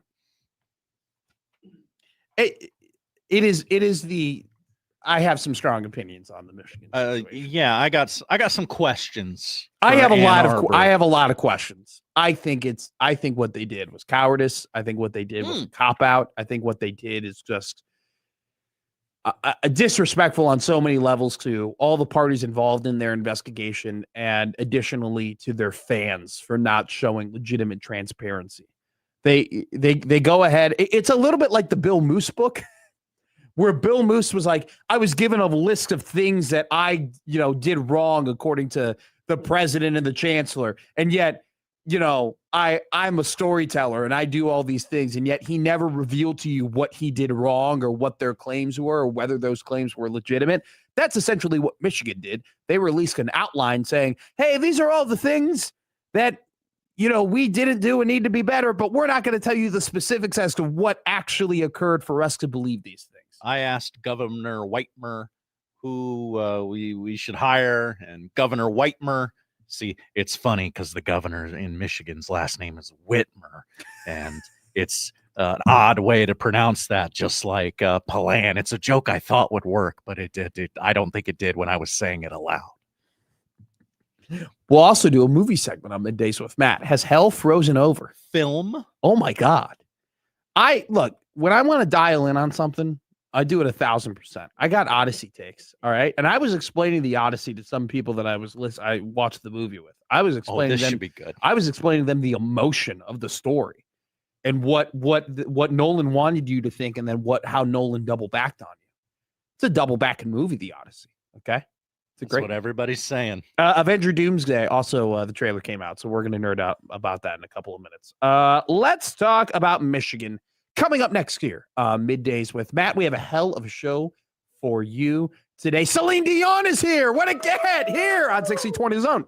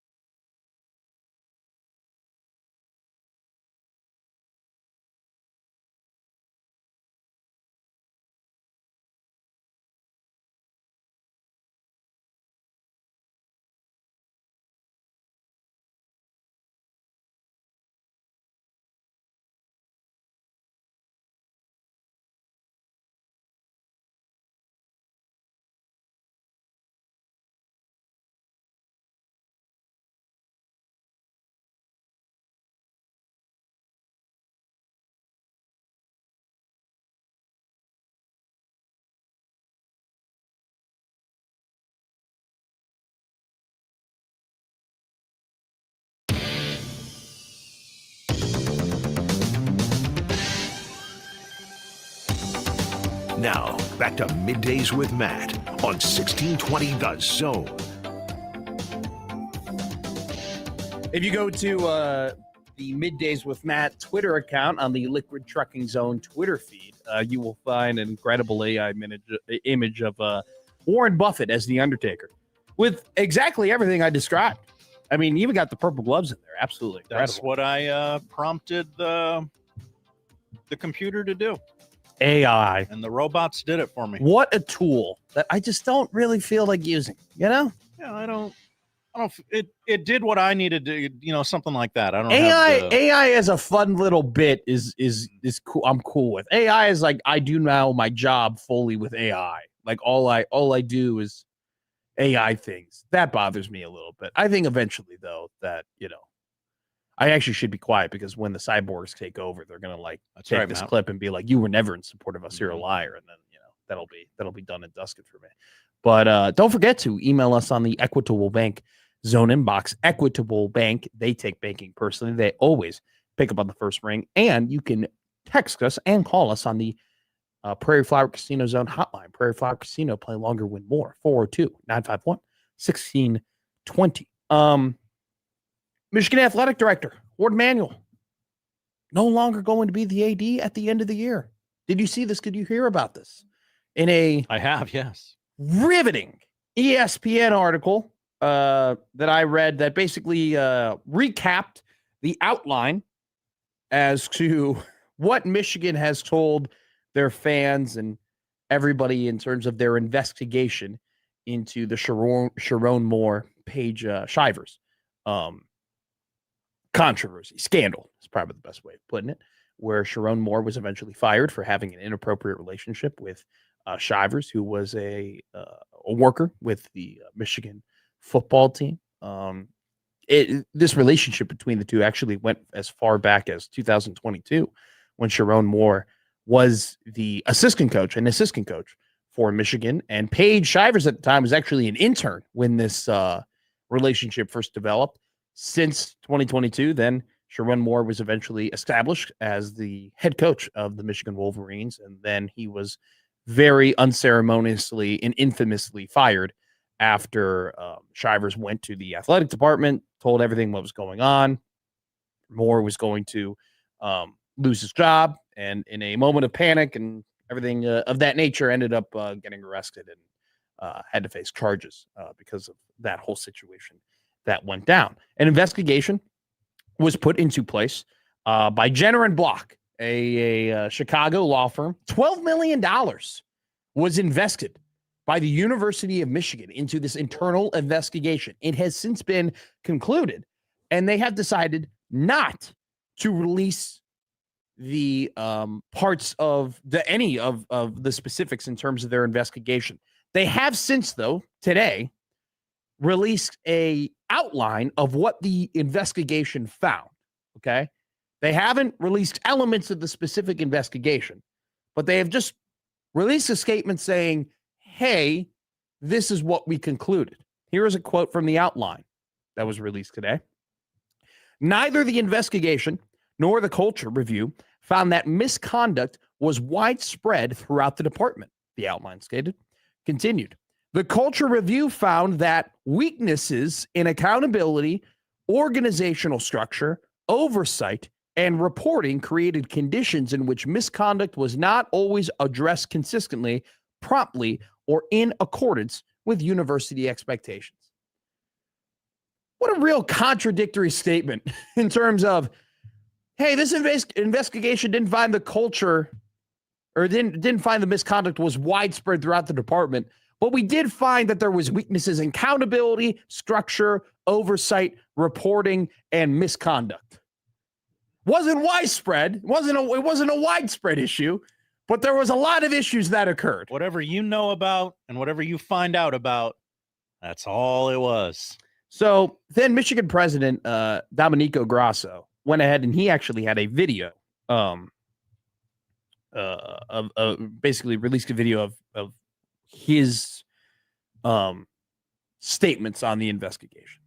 And he said that the investigation, the culture review, as they're calling it, found serious concerns that require immediate action. He continued by saying these include failures in accountability, structural deficiencies, weaknesses in our reporting and support systems, and concerns about retaliation. This is unacceptable. He continued to say the review also identified interference, poor oversight, and failures of accountability of the highest levels of university leadership. Okay?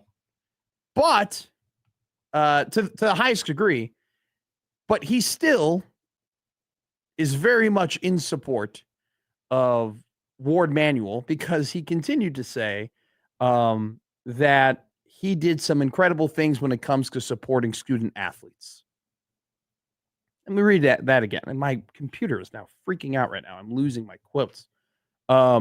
These include failures in accountability, structural deficiencies, weakness in our reporting and support systems, and concerns about retaliation. It also identified interference, poor oversight, and failures of accountability at the highest levels of university leadership. This must change. Warde Manuel said in his statement that he is very proud of all the success and accomplishments of our athletic department over the last 11 years, and he has tremendous coaches and professionals who are supporting outstanding student athletes every single day. I think that this is a cop-out. I think this is a hunk of crap. I think this is ridiculous. But, like, to be fair to everything, I expect nothing less. You know? Like, I expect nothing less for Michigan to say, hey, you know, we did an investigation and there's a lot of bad things that we found. We're not going to tell you about it, but hey, kudos to us for finding out all the things that were going on under our watch. That's the real story here. Yeah, the real story is that we did an internal investigation. We invested a lot of money, and you know what? We found issues, but we're Michigan men. We're going to fix these issues. We're going to fix them. You don't need to know what actually happened. You don't need to know what actually occurred. You don't need to know the granular details. You just need to know, yeah, what you think was going on in the house was going on in the house, but don't worry about it. We hired a cleaning lady. You know, we got somebody to come through. They're vacuuming the floors. They're wiping down the countertops. Don't worry about it. We're going to be fine. Okay. The person who did cause this entire mess, who helped, who oversaw all this mess happening, they're still going to be around for 5 months. They're still going to be there, but they'll be gone eventually. Don't worry about it. I think that this is a absolute hunk of crap. And it's once again just Michigan, trying to weasel their way out of the fact that they are just pretentious and that they have done some really questionable things within their athletic department, but once again, aren't willing to take full accountability. This is their definition of accountability. Their definition of accountability is giving you some BS outline that's confirming all the things that you already know and telling you, hey, things are going to change. That's their definition of accountability. If they were really serious about changing things and being transparent and turning a new leaf and trying to start anew right within their athletic department and take a step forward in terms of actually being a respectable athletic department from the constraints of what's happening within their walls, they would go ahead and tell you everything that actually occurred. And they would say, Warde Manuel's gone. New leadership is coming in. We're not going to let this happen again. We're starting anew. But instead, what do? We found some things and they were bad, but we're going to fix them. Here's one bad thing they didn't find. Michigan says the J&B review did not find that any current university employee had direct contemporaneous evidence of the relationship between Sharon Moore and his assistant. Okay, buddy. Contemporaneous. You're learning all sorts of words today. Okay. Contemporaneous is an adjective meaning happening, existing, or originating during the same period of time. It is most frequently used to describe events, documents, or objects that date back to a specific historical era being discussed. Then why get rid of Warde? Why have him leave? Well, and I'm reading. How does that make any sense when they said there's nobody on staff knew about it? Wait. I'm confused because these statements from Grasso go against that. The investigation found that Warde Manuel demonstrated important leadership strengths, but it also identified failures to quickly and effectively act on allegations of wrongdoing by athletic department employees. So great job, Josh. So read the contemporaneous quote again. Michigan says these are all coming from Austin Meek, Okay, who covers go ahead. Michigan from the Go Athletic. ahead, read that one. Michigan says the J&B review did not find that any current university employee had direct contemporaneous evidence of the relationship between Sharon Moore and his assistant. So here's the thing that I'm confused about. Why I had you read that again, because this is Michigan President Domenico Grasso's video statement where he says the review also identified interference, poor oversight, and failures of accountability of the highest levels of university leadership. So I don't know how both of those things can exist. Like how can both of those, unless he's just saying everybody else is fired and Ward had no idea. But if Ward had no idea, then why don't you release the entire investigation? Well, there's a lot of caveats. So in this current university employee, direct evidence of the relationship, like there's a lot of hearsay. There's a lot of I think those two are doing something. So here's the funny thing. So I read a article in the Athletic today. That was just before all the news came out about Ward stepping down. I read the article in the Athletic. And what I took away from it was if there was anything in there that would cause Warde Manuel to be fired, like if there was any clear legal wrongdoing causing him to get fired, he probably would have been let go. It would have fired him for cause, right? It would have been done. So the investigation, you can kind of put together, you can kind of hypothesize that the investigation, if it was released, you would look at it and come to the conclusion of a lot of bad crap happened here. And you can make inferences and say, yeah, technically they didn't do anything that would fire them for cause. At the same time, though, this is a really bad look and people just weren't doing their jobs, which is why my first instinct was well, that's probably why they don't want to release it, because they don't want to put it up for interpretation. They don't want people to read it and then come to their own conclusions in terms of, how things are going on and whether or not, Warde Manuel should keep his job. So then I read that article and then an hour later, it came out that Manuel was stepping down at the end of the year. And my first immediate thought was, okay, this means that they're going to release the investigation, right? If he's stepping down at that point, it seems like he's the only party that's still left in terms of, leadership, oversight, all that type of stuff. So it's just okay, if he's stepping down, they're probably just going to go ahead, be transparent. Hey, this is the entire investigation. And then they released this outline saying, we ain't releasing it, but we're telling you that a lot of bad crap happened, which once again, I'll just continue to say it is incredibly cowardice. It's a hunk of crap. It's Michigan trying to convince you that things are different and that they've changed and they're turning a new leaf. But to me, not putting it out there and not making it public to this is actually what went on within these walls and we need to be held accountable in terms of the bad job that we did. That just tells me that no, they're just kind of the same old. They're not really interested in changing a whole lot. And Warde Manuel is going to step down, but are things really going to change with new leadership? Because all of that crap happened, and there still is a massive party of Michigan individuals, influential Michigan individuals who want to keep him around, which is why he was still around when this whole thing went down in December. So the fact that all of this stuff has happened and he's continued to keep his job, I think communicates to you the influence he has over there. And the fact that a guy that has oversaw all of these terrible things happen at his university continues to have that influence, I think explains to you what's really going on. Chris goes, they said they wouldn't release anything. Time to move on, Matt. Chris is a Michigan supporter. He's, when we've talked about these Michigan things before, he's been pretty ardent in terms of some facts. And Chris is very read up on this stuff. I'll just say this, Chris. It's just I'm not going to move on because it happened today. And I'm not going to move on from the fact that I don't like an hour. I'm going to be real with you.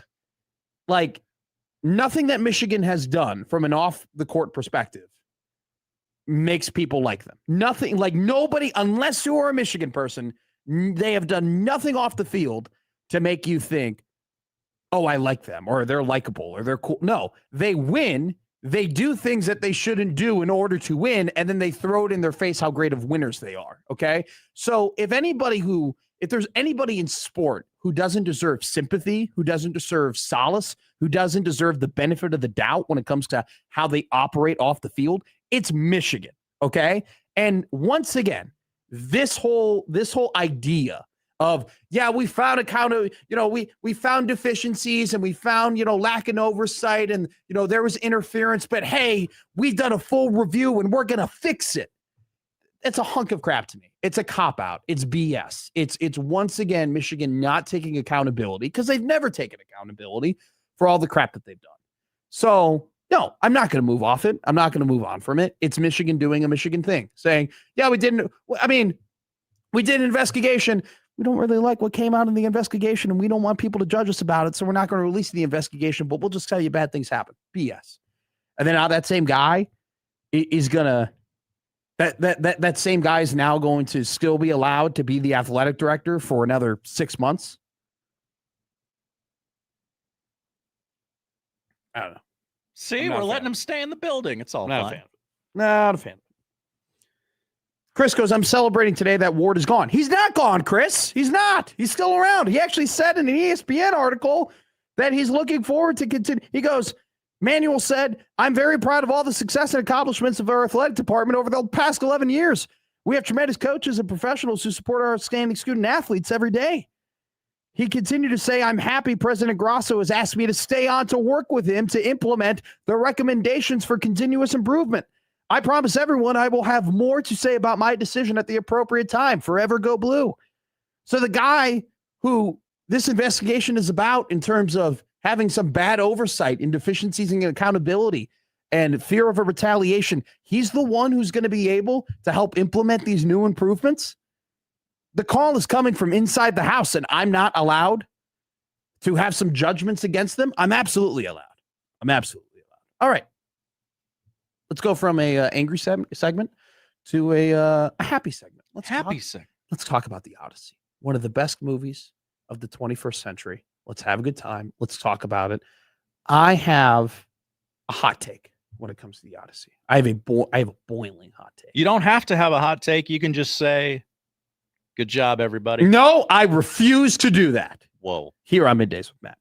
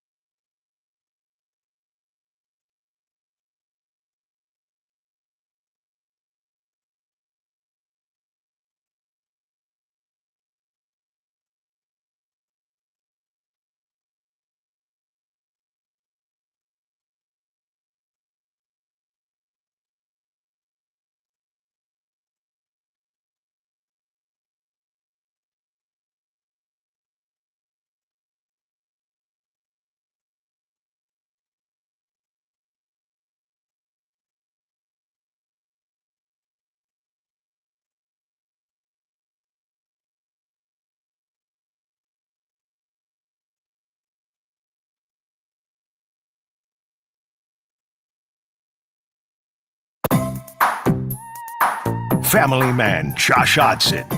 Family Man Matt Mc... You're kidding me, right? They want me to read this? Okay. Family Man Josh Hodson. Family Man Matt McMahon. I'm sorry, there's just no way I'm going to get through this. You're listening to Middays with Matt on 1620 The Zone.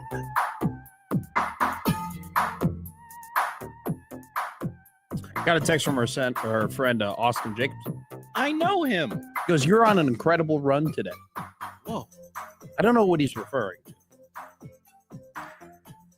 I believe you've had 3 very passionate segments. I'm having a great time talking to Chris in the YouTube chat right now. A Michigan supporter. It's fine. It's fine if you support Michigan. It's totally okay if you support Michigan.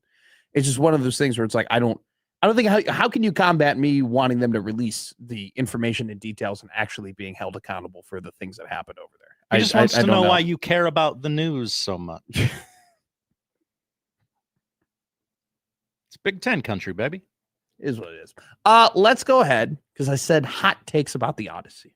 Okay, I watched it. I thought it was a very quickly. Go ahead. Before we begin, let's agree and publicly agree to let's keep it spoiler free for the audience. Yes, 1,000,000%. We will not spoil You don't have this. to change the station if you haven't. Yeah. It's a Now, to be fair, story. But... There you go. I could make the argument that if you really wanted to know about the Odyssey, you can have, you would know about the Odyssey by now. Someone does have an opinion on the Odyssey when, and this is from Jimmy. He goes, "When I talk to people about the Odyssey, I need to know if they love the story first, because if you do, the movie hits harder. If the story never interested you in the first place, then you may be a little meh," is what Jimmy's saying. Which it's one of those things where I'm going to guess you didn't read the story. I had no familiarity with it. I know who that's fine. I knew who Odysseus was. I obviously knew about the Trojan horse. I'm familiar with Athena and Helen of Troy and Zeus and Poseidon and the sun. Like I my Greek mythology isn't great, but I'm also not. It's on a blind spot. Okay. I very much enjoyed the film. There was a moment in the beginning of the film, I would say in the first 45 minutes, where I was like, this is incredible, because it's like Odysseus has plot armor, like he's going to be okay. And I think I approached the story thinking he is this invincible, all good doing, all knowing, incredible hero, right? That he is always on the right side of everything. And then things are happening around him is kind of how I approached what the movie would be like.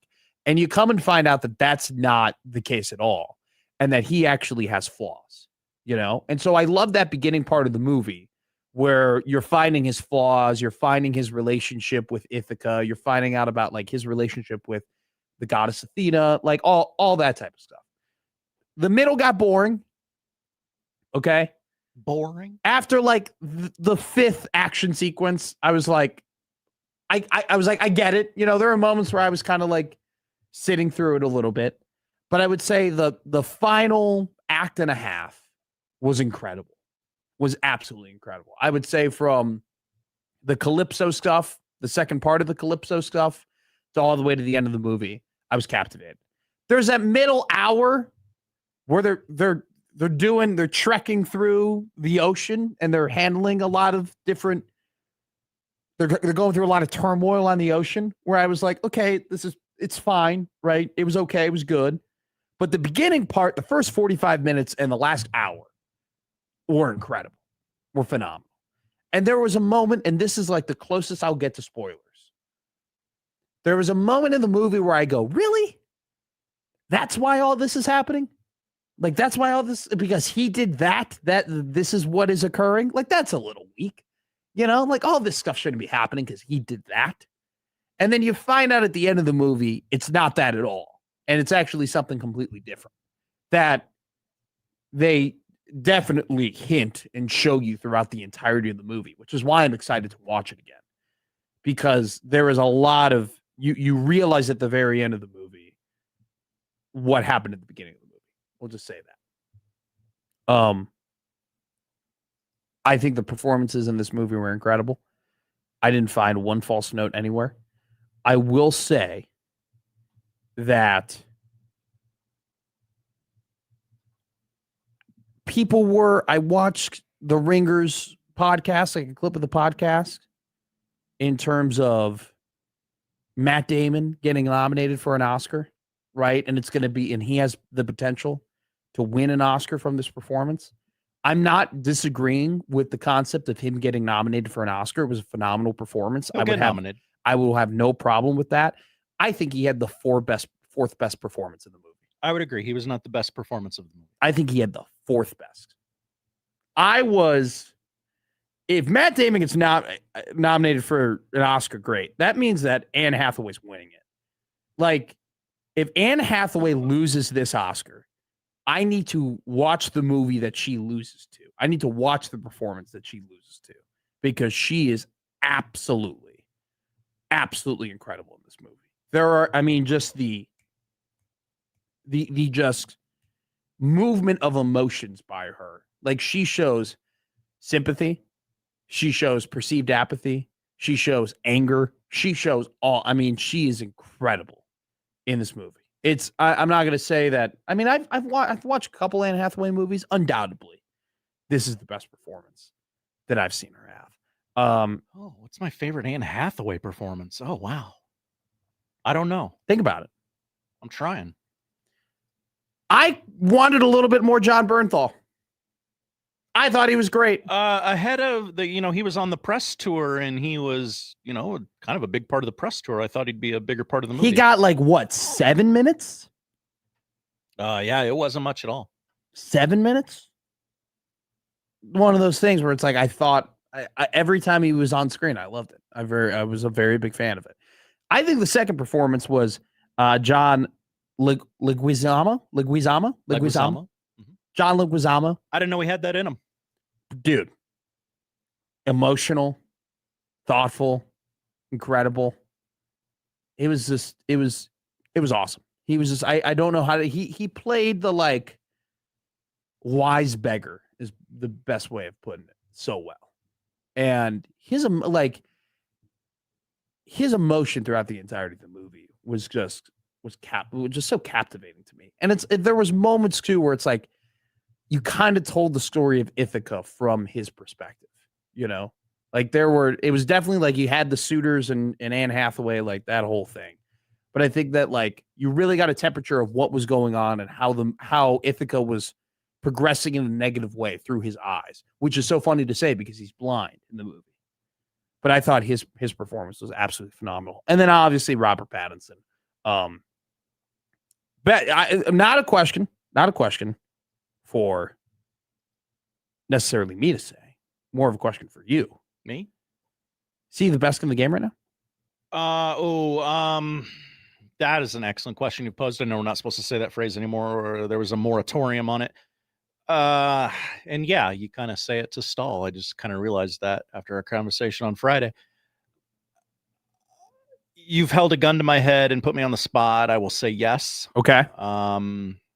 I imagine if I gave it some more thought, I could probably find maybe one or two that's better. He's certainly top 5. I think that he plays that role of being the, evil Richard so well. I found it very funny at the end of the movie when he wasn't fighting and yet telling everybody to pick up the weapons and, do that. I'm trying not to spoil it too much. I'm sorry. But that was a really funny he had a really good last scene, in my opinion. Great little bleep stir. Oh, big time. Big time. Your thoughts on the movie? Well, I watched Oppenheimer just the night before I went and saw it. So I was like, okay. I just wanted to watch a great Nolan movie, and I think Oppenheimer is. I know you think it's boring, but I love it. It's one of my favorite movies. Oh, really? It's I thought you said that Oppenheimer was boring. I'm sorry. No, it is. I believe it's my 7th favorite movie on my top 10 movies of all time. I Matt McMastered you. I'm sorry. You put words in my mouth. That's right. I loved it's Odyssey and Oppenheimer. They're the same movie. A man deals with the. Yes, it's very well put. He puts everything in himself to win the war, and he is sort of chained to this rock and has to watch the world burn because of everything he put into having to win the war. Sure. I think it's that's a very astute observation. I think the difference though between Oppenheimer and Odyssey is that I think Nolan was very constrained to the original source material. And there was plenty of source material in Oppenheimer. All those records are public, right? I mean, a lot of those records are public, and a lot of those stories have been told. Very and, through biography. Yeah, there's a lot of Mhm. things, but the thing is that like, how many people really know J. Oppenheimer's life as much as you know the Odyssey? You know, Right. like it's just one of those things where there is a lot of source material for Nolan, but he can put in and leave out whatever you want. You know, the Odyssey has a lot. I mean, people love this thing. It's one of the original like heroes' tales, right? And so it's like you can't leave out the Cyclops, right? You can't leave out the sirens. You can't leave out, you know, him going and talking to the underworld, right? Like there's just some of these things that like you can't leave out. And so you're kind of constrained to that, you know? And so like I think that is a little tough, but at the same time, while now in The Amazing Anna goes, he obviously wasn't restricted by it. He left out and changed plenty. You have to, but it's like that is something that people are going to get mad about, right? Like that is I watched the movie with somebody who loves the Odyssey, okay? Who loves the Odysseus' tale. They love the source material. Book lover. And they were a little upset with some of the things. Like, for example, at the end when now this is a spoil. Well, I don't want to spoil it. Don't spoil the movie for people. But you know, for the people who did watch the movie, I did not know this. There's a disguise involved in the original writing. You know what I'm saying, Josh Hudson? You catching up? I got you. There's a disguise involved, and there's a whole other like tale in terms of that. And the people that I knew who read this stuff and then watched the movie was upset that that wasn't a part of it, right? Where like, and the comparison I'm making here is who's really going to know that with Oppenheimer? You know, like who's really going to know that he left in or took out or changed plenty of stuff, right? And so that's a critique that he's going to get in terms of making this movie. I like Oppenheimer better. I do. I can't really tell you why, other than I felt like I was just more captivated throughout the movie when it came to Oppenheimer. I still think that this was a very, very, very good movie. I think this was a really, really good movie. And there was a scene at the end, the scene before the fight scene at the very end, which it was between Anne Hathaway and another actor. And it was incredible. It was phenomenal. It was beautiful. It was one of the best. It was one of the best scenes that I've seen in a movie theater in my entire life. I loved it. You loved it. I did love it. Well, good. You had a hot take? Did you? My hot reveal take that? is that Damon was the fourth best actor in the okay. movie. He had the fourth best performance. You know, I wish I could have a deeper conversation about this and give spoilers. Do a podcast with Peterson. It was one of those things where in the first 45 minutes I was hooked. I was in it. And then like you felt a little lull in the middle. A little, yeah. You know, Interesting. after the third mythological fight, you know, I was kind of like, all right, I've done this, you know, like I've done this. There was a lot, man. There's so many different things that you jump through, right? Like He there's was gone a long time. dude, there are so many different, trials and tribulations that he has to go through. And it's just like, it was just kind of after the fourth one, I wasn't like, this sucks. But I was like, I get the point. You know, I was like, I get it. It's a tough journey home. I'm waiting for the Austin Jacobson text. I didn't get it. There's a lot of opinions here in the YouTube chat. Where do you rank it on your Nolan movies, Josh Hodson? Well, I had it as a 5-star movie, which very famously I don't do all the time. And to me, if you rate something, 5 out of 5, 10 out of 10, whatever your scale is, that means you are saying it is perfect. And as I'm sitting there like, okay, is this 4.5 or 5? Very nitpicky, obviously. But I couldn't think of.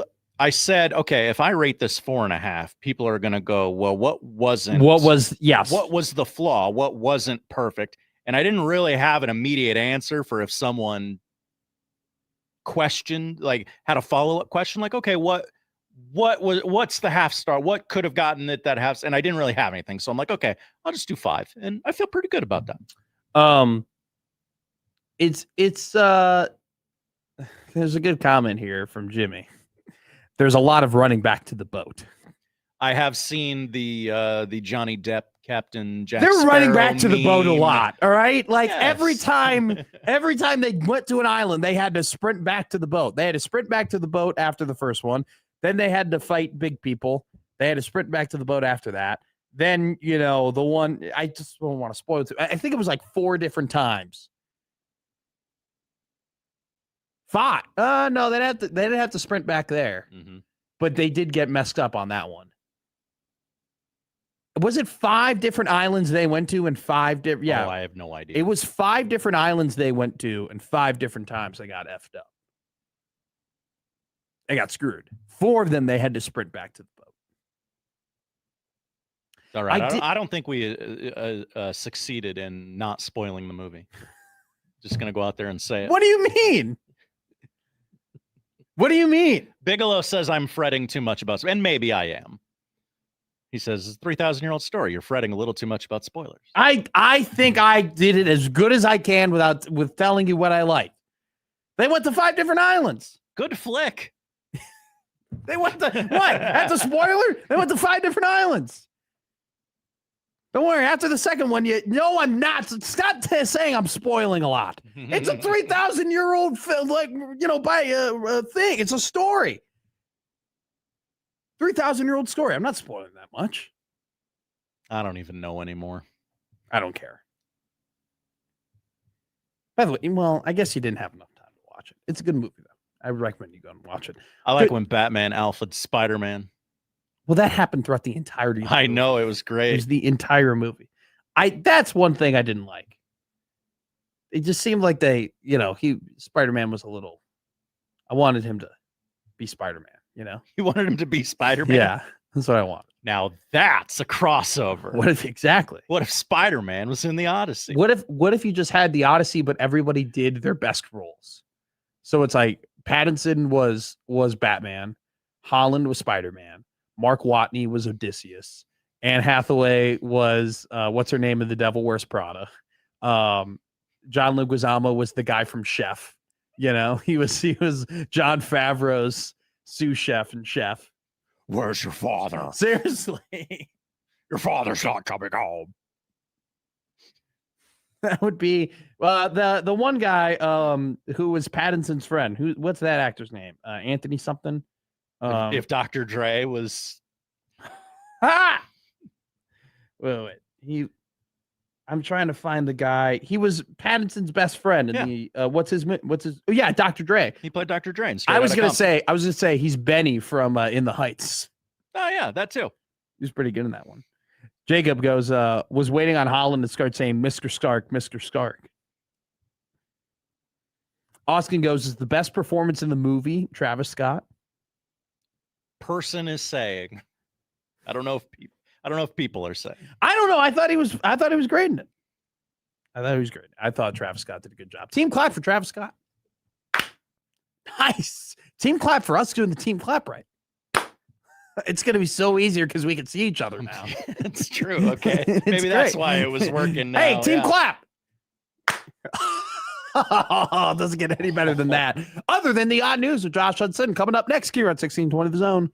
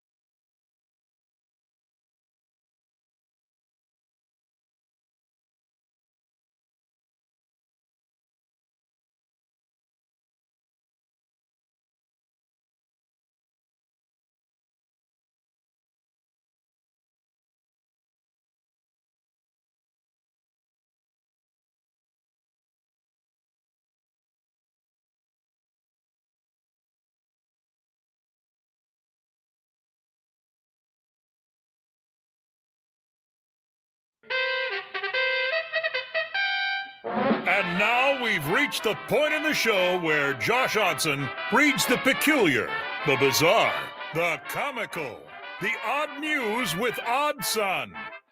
Odd news, Odd Son. See what we did there? The odd news with Odd Son. All right, brother. What do we got? Well, It's the big show? Oh, I wish. Come on. Be a good Can't get for us. well, it's a big show. Just gotta get rid of all It's these a big, topics. bad show tonight. We go to Arizona, where a man was arrested after authorities said he allegedly broke into a Union Pacific locomotive and surfed atop the moving train in the nude as it traveled through northeastern Colorado, leaving stunned witnesses watching the bizarre ride before deputies took him into custody Thursday. The Sedgwick County Sheriff's Office identified the suspect as Daniel Ray Balance of Arizona and alleged he broke a window to enter the locomotive before climbing onto the roof while the train was moving. He faces felony and misdemeanor charges after the incident.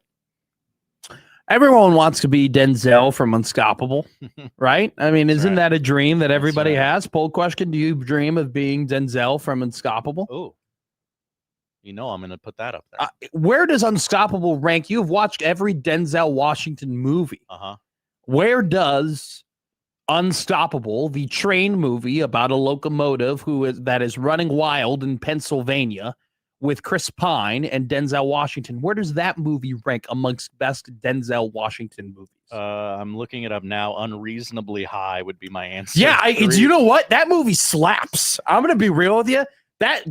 Would it surprise you if I told you that is a Mike McMaster classic? That is, I mean, not in the least. That is a slapping movie.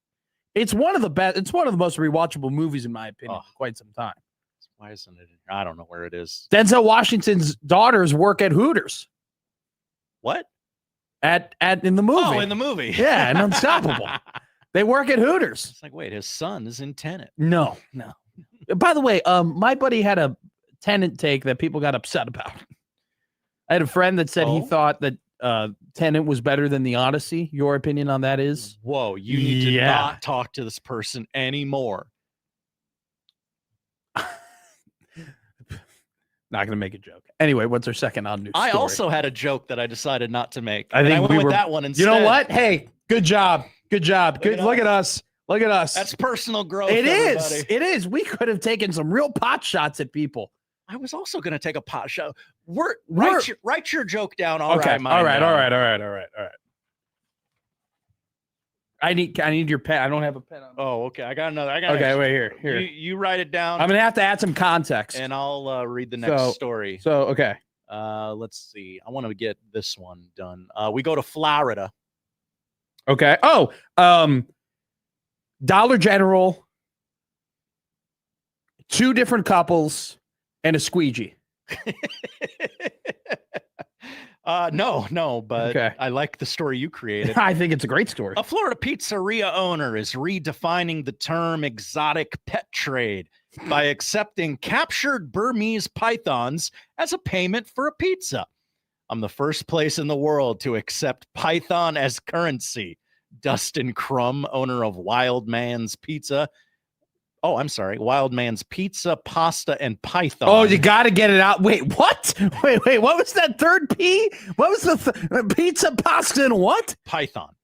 I'll take things that I didn't expect after the first couple words for 800, Alex. The self-proclaimed swamptrepreneur reportedly was nice. I kind of have to tip my cap on that one. Was inspired by the ongoing Florida Python Challenge, where snake hunters from all over compete to see who can remove the most pythons from the Everglades for a $10,000 prize. You see, there's too many snakes in the Everglades. This is actually a known thing. Gordon Ramsay went out and hunted a python and then made like some lettuce wraps with snake. So if you get your pythons, you can bring them to this guy, and he'll give you pizza in exchange for these dead pythons. Now, I don't know.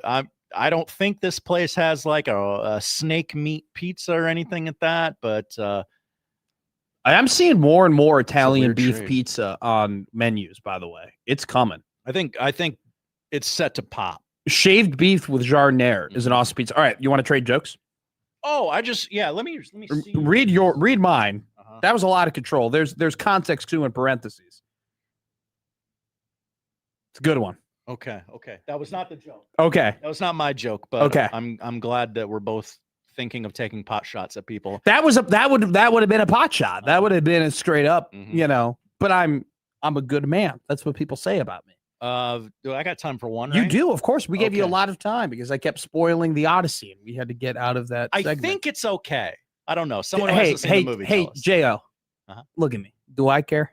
That's okay. No, I do not. Why do you care so much? About Michigan. Yeah, they're a bunch of cowards. That's why. A completely naked Mississippi woman was driving erratically in a car containing marijuana and firearms when she was pulled over Sunday evening. During the traffic stop, police discovered that driver Caitlin Maxwell, 22 years young, I've seen the mugshot. Guys, you don't want this. Was unencumbered. That's a great name, though, by Caitlin Maxwell. Yeah, Maxwell, who was alone in the 2017 Dodge Challenger, which reeked of pot, appeared to be under the influence. A search of the vehicle turned up a Glock handgun at Maxwell's feet and another Glock wedged between the passenger seat and center console. Thought this was America. In the trunk, cops found a third Glock and 2 AR-15 rifles, one of which appeared to have been outfitted with a switch that would make it fully automatic. I'm just reading the story, guys. I know these aren't the terms you like and you call them inaccurate. I'm just reading the story, okay? Seen above, Maxwell was arrested on an assortment of felony charges. I think we should do a new game with the odd news called Guess What's in the Car. It's always drugs. Yes, drugs and guns is always, and that and Cheetos, or smartly popcorn or, something like that. I mean, that'd be a good game. What's in the car? Let's talk about the SCC Media Days coming up next year in Middays with Matt.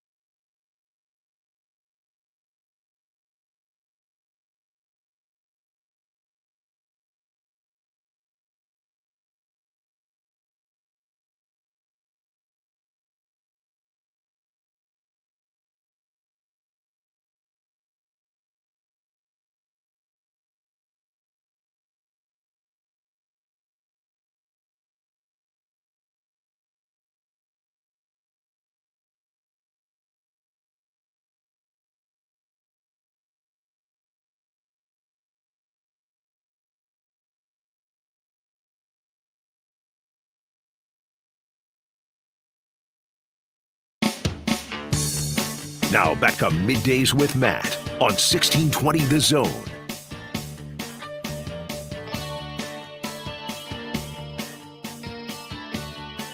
It's Matt McPhysical Media season. Oh, yeah. What are you going with? You going with like a 4K steelbook of the Odyssey? Did you order this? No, I'm trying to look to see how. Last year, I got a great deal on Warren Sharp's football preview. Oh, yeah. You read that thing cover to cover. No, I didn't. Oh, sorry. You give me too much credit. I did read about 300 pages of it. It's a 600-page book, so I read about half of it. I did read something from every team.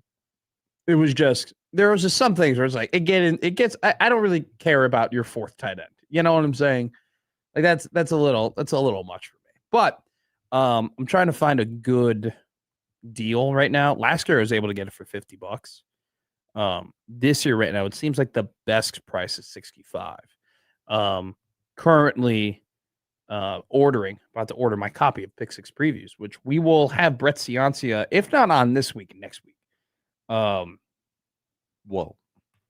He texted me and immediately after our interview and said, I need to come on again before the football season ends. Because we could have done a whole 4-hour radio show of just all of the information that he currently has in his book. It's also the season 2 where Warren Sharp just drops a bunch of random stats.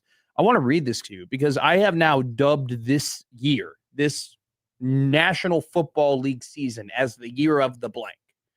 Okay? Would you like to guess what I'm going to dub this NFL season? The year of the blank. The year of the blank. This NFL season? This NFL season is the year of the wide receiver. Could not be more wrong. Actually is the opposite. D-back? It's the year of the tight end.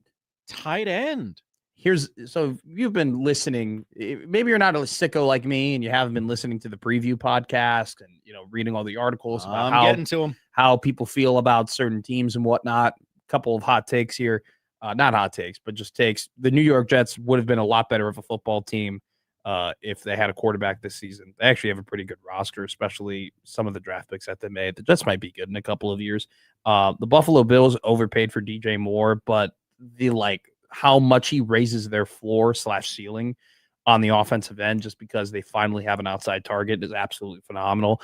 The Seattle Seahawks might zig where everybody's zagging. Instead of doing 13 personnel, they might do some more 12 personnel, but they have some really interesting pieces on the offensive end. Look for Rashid Shaheed actually to be a bigger part of the Seattle Seahawks offense this season. Kind of similar to what they did with Tyler Lockett, where they paid Tyler a lot of money before they went and used him a ton. They might be doing that a little bit more with Shaheed, even though he had some pretty big contributions last season. Those are just some of the things that I picked up, listening and reading to all the things that I've been reading. But the number one thing that I've heard over and over again is 13 personnel, 3 tight ends.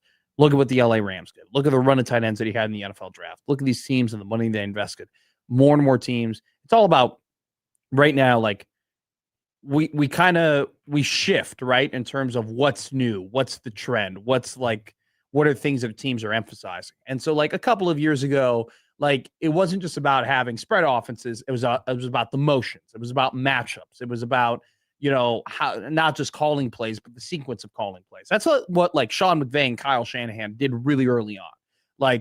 Not only just being able to find different matchups on the field by using motion and getting a slow linebacker on a fast wide receiver or getting a big tight end on a smaller safety. It wasn't just about using motion in order to find those matchups, but then it was also the sequencing of plays in terms of how many different plays and different variations can I run out of same formations, right? That was the trend all the way back to when McVay got to the Rams in 16, 17, 18, 19. And that kind of evolved. And that's why you saw more and more coaches, right?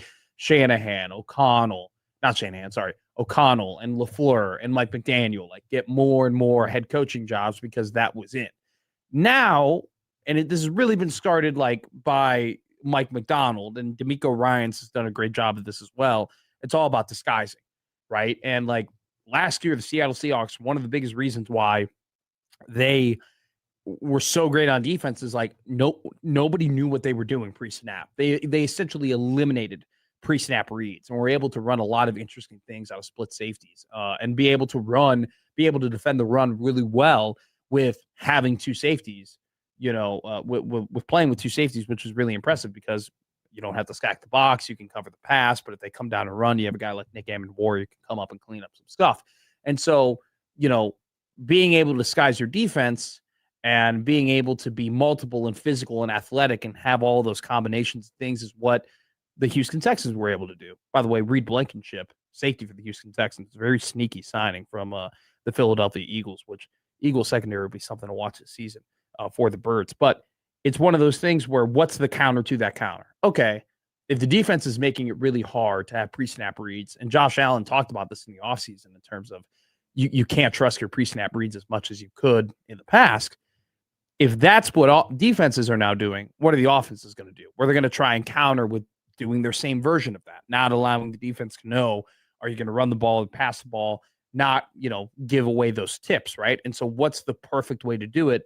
13 personnel. Max Clare, Ohio State tight end, one of the more highly touted tight ends coming out of college from last season to this season. He was drafted by the LA Rams, who did it more than any team last season, found an incredible amount of success out of it. And now you saw, Nate Borkature go to the Jacksonville Jaguars. You saw the Ravens take some tight ends. You saw the Jets take Kenyon Sadiq. You saw the Bears, who already have Cole Kmet and Colston Loveland. They went ahead, they got Sam Roush out of Stanford, one of their early picks in the draft. And so this is the year where you're going to hear a ton about 13 personnel. You're going to hear a ton about tight ends. You're going to hear a ton about just being able to have tight ends who could do multiple things, whether it be from blocking, whether it be from passing, whether it be threat downfield, so on and so forth. And also trying to establish those run games, because the run game is coming back, and the run game has been coming back for the last couple of years. The sexy in thing back about 10 years ago were motions and matchups. And like I mentioned before, like sequencing of pass plays.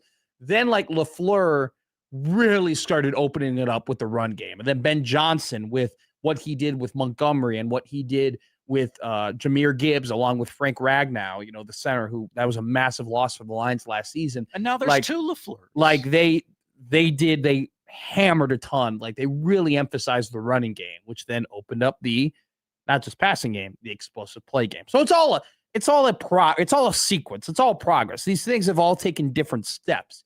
And this year, when you start doing your reading and you start doing your listening, I'm calling it the year of the tight end, because that's what everybody's going to be talking about.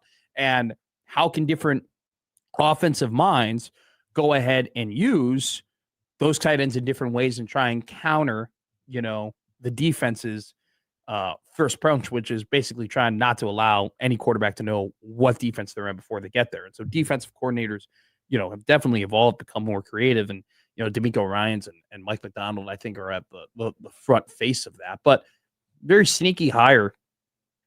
Another thing that I think you'll come to learn when you do this reading, a very familiar name in Buffalo, Jim Leonhard, the former Wisconsin defensive coordinator. Do you remember Jim Leonhard? I remember Jim Leonhard. Everybody wanted Jim to be the head coach of Wisconsin. They decided to go with Luke Fickell. That is going to be a what if in Wisconsin football lore of what if they just went with Jimmy Leonhard. How many times in off season do you think they do? What if we hired Jim Leonhard? 1,000,000%. Or what if we didn't fire Paul Chryst? Or what if, maybe they go, what if Brett Bielema didn't go to Arkansas? We know the moves. We know the topics. We do. We know how they operate. We know what you're doing up there. Exactly. But they got to be, they're definitely talking a lot about Madison football right now. Even though you think it's a bad vibes offseason here for the Nebraska Cornhuskers. You think it's bad here? Can you imagine what they're talking about in Wisconsin right now? I mean, it's even worse over there. So, just a little NFL talk for you there. It's going to be the year of the tight end, in my opinion. Here's a great Warren Sharp stat. Wide receivers in 2025 across all teams had the fewest receiving yards a game since 2003, fewest receptions a game since 2008, lowest target rate since 2017, worst success rate since 2017, and had the deepest air yardage since 2019. So what does that tell you? Charlie check down dead? What does that tell you? Wide receivers are getting less targets. Wide receivers are getting less receptions. Wide receivers are getting less total receiving yards a game. But the deepest air yardage tells you that explosive play hunting. And that's another evolution of offense that you hear, you see, you're right, you read about in terms of the NFL. teams, more and more coaches are hunting 20-plus yard plays. That's an explosive play. That is the slant. That is the thing. That is what you're trying to accomplish. And that's what Ben Johnson does really well for the Chicago Bears. Radman goes, this year's NFL will be the year of tomfoolery. Yes, the Bears aren't that good. Redman also wrote that in the Odyssey, the ships looked more Viking than ancient Greek. Do you agree with that conclusion? I see it. I don't. You don't agree with it? I'm not going to act like I know my hand from my buttocks. Yeah, neither. I can I be real with you? I don't. I have no idea what Greek and Viking ships look like. I'm not standing in the theater being like, that actually came from ancient Rome. I'm not going to actually. No, not. You're going to actually Christopher Nolan. Good luck with that, Dan. By the way, this is why we have some great listeners, some of the greatest listeners in the country. Paul emails us with the subject title, Heartburn. Heartburn. I have acid reflux, very famously. He goes, Matt, here is the formula for heartburn. Okay, this is Paul's. I am not a medical expert. This is just Paul's email he sent to me. His formula not medical advice for heartburn. 1 teaspoon of baking soda and shoot it. Shoot it. Okay. With 4 ounces of water. It tastes awful, but you will be relieved in 10 seconds. What's it worth to you, Matt? Honestly, heartburn is probably the least of my acid reflux worries. I'll be real with you though. Like I've had heartburn for so long that maybe I don't know that I have heart. Like it's just like it's that okay. It's like I was going to the doctor and they're like, "Do you have joint pain?" And I was like, "Probably, but I wouldn't really know." You know what I'm saying? Like I wouldn't really know. Like there's a great story from Adam Copeland, who's a famous pro wrestler. I've met him. Where he got his surgery and he was like, my neck stopped hurting.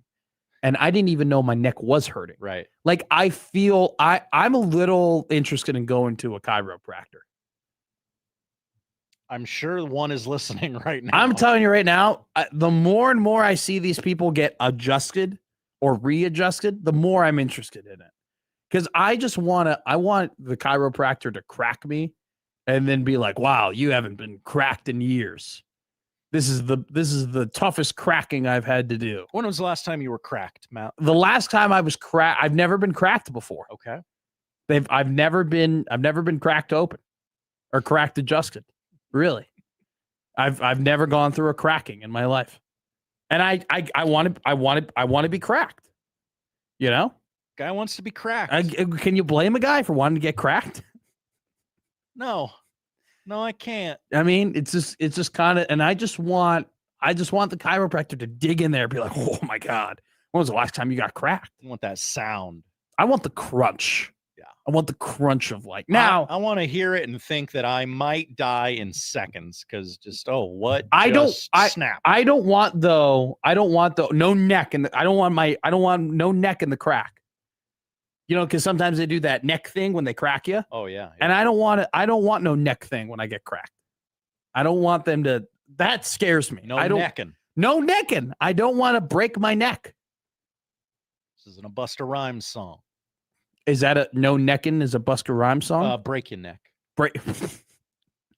Beat him up. Break your neck. Break his neck. Now I'll tell you right now. I know my hips are stiff. Okay. I know they're stiff. I can feel it. Do you just need to do yoga? Like, do you just need to go downstairs? I'm gonna be real. I'm afraid to do yoga. Afraid? I'm way more afraid to do yoga than I am to do the 999 challenge. I was gonna say Would you rather do the 999 challenge or yoga? I'd rather do the 999 challenge. Yoga. And it has nothing to do my fear of yoga. Are you afraid you're gonna fart in public? Okay. Uno, but dos, it kind of lines up with that. My fear of yoga isn't this like macho man thing where I'm like, men don't do yoga, I lift weights. No, I'm not. It's not that. It's just more I don't want to be embarrassed in front of people. Okay. Mm-hmm. And the worst part is that like, now this is a fact. A majority of people who do yoga are females. Okay. Mm-hmm. And I don't want to embarrass myself in front of a bunch of females. Now, what do you think is you're going to embarrass yourself? I'm going to get tired really quickly, or I'm going to throw in the towel too quickly, or I'm just not my flex. I can't touch my toes. Okay. You think they're gonna? But that's the thing. They don't have to say anything. They just give you a look. You're gonna get tired and quit. It's bending over. But some I don't know. Some of these people do. Josh, you got to get with it. Some of these low impact. No, you got to get with it. Some of these yoga people are intense, man. They want to break you. I have the DDP yoga. I know.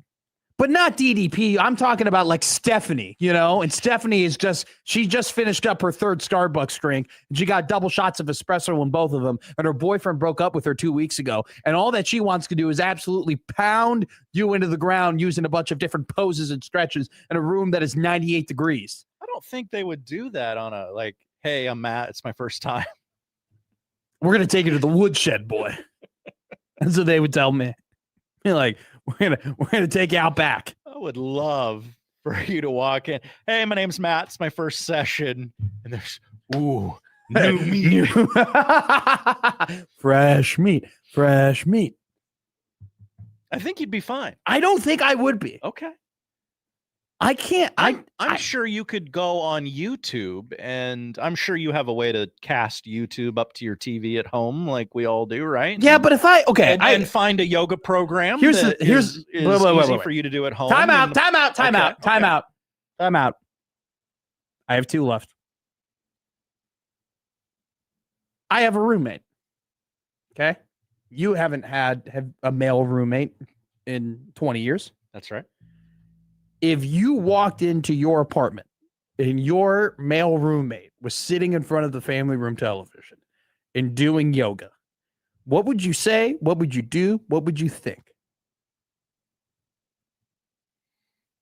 If I was 20 something and my male roommate was doing yoga? Yes. In the family room. Sweating it up. I would think you were in a new relationship and trying to impress someone. Like, oh, you're doing yoga? What's her name? In this day and age, Dan would immediately take out his phone, record the video, and send it into Snapchat. And then it would go to the college group chat, and that thing would blow up. And eventually that thing would find itself on Twitter. That's what would happen. Kenneth goes, does Matt not have a TV in his room? I don't have a big enough floor space. Okay. To explore the space via to yoga. Really do the stretching that this would require. No, I do not. Sure. PC goes, Matt getting cracked and taken to the woodshed. Hell yeah, congrats. No, I'm getting adjusted. I want to get adjusted because I know my back is, I have one. My back is effed. My back is done. I'm 24. I'm screwed. And you know what they say? There's no thing as I used to have a bad back. No one has ever said that. What? No one has ever. No one has ever said I used to have a bad back. Once it's done. Oh, yeah. Okay. Proudhon knows. Once you got a bad back, it's a wrap. Okay. It's a wrap. I understand what we're saying. Yeah. Okay. And you're gonna get a bad back at some point in your life. You are. Mm-hmm. Absolutely. All right, real quick before we wrap up here and talk about the SEC Media Days, because we're watching it on TV. That's how you know we really have nothing to watch today. Is there an old game on NFL Network? Oh, great question. I bet it's like a Colts Jacksonville Jaguars game from 2004. Disgusting. Big meteor. Oh yeah, I forget you don't like those 2 teams. Good morning. So are you not? You hate Peyton Manning then, right?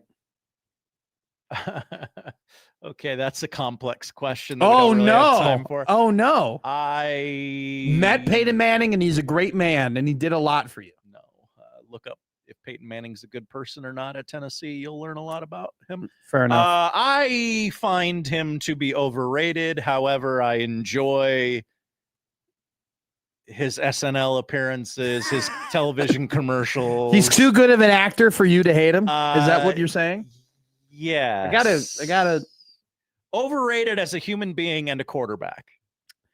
A delight on my television. I'm sure that I would love for Mike. I'll actually ask Michael Severe about what he thinks about Peyton Manning. I think we'll get a great answer. Okay.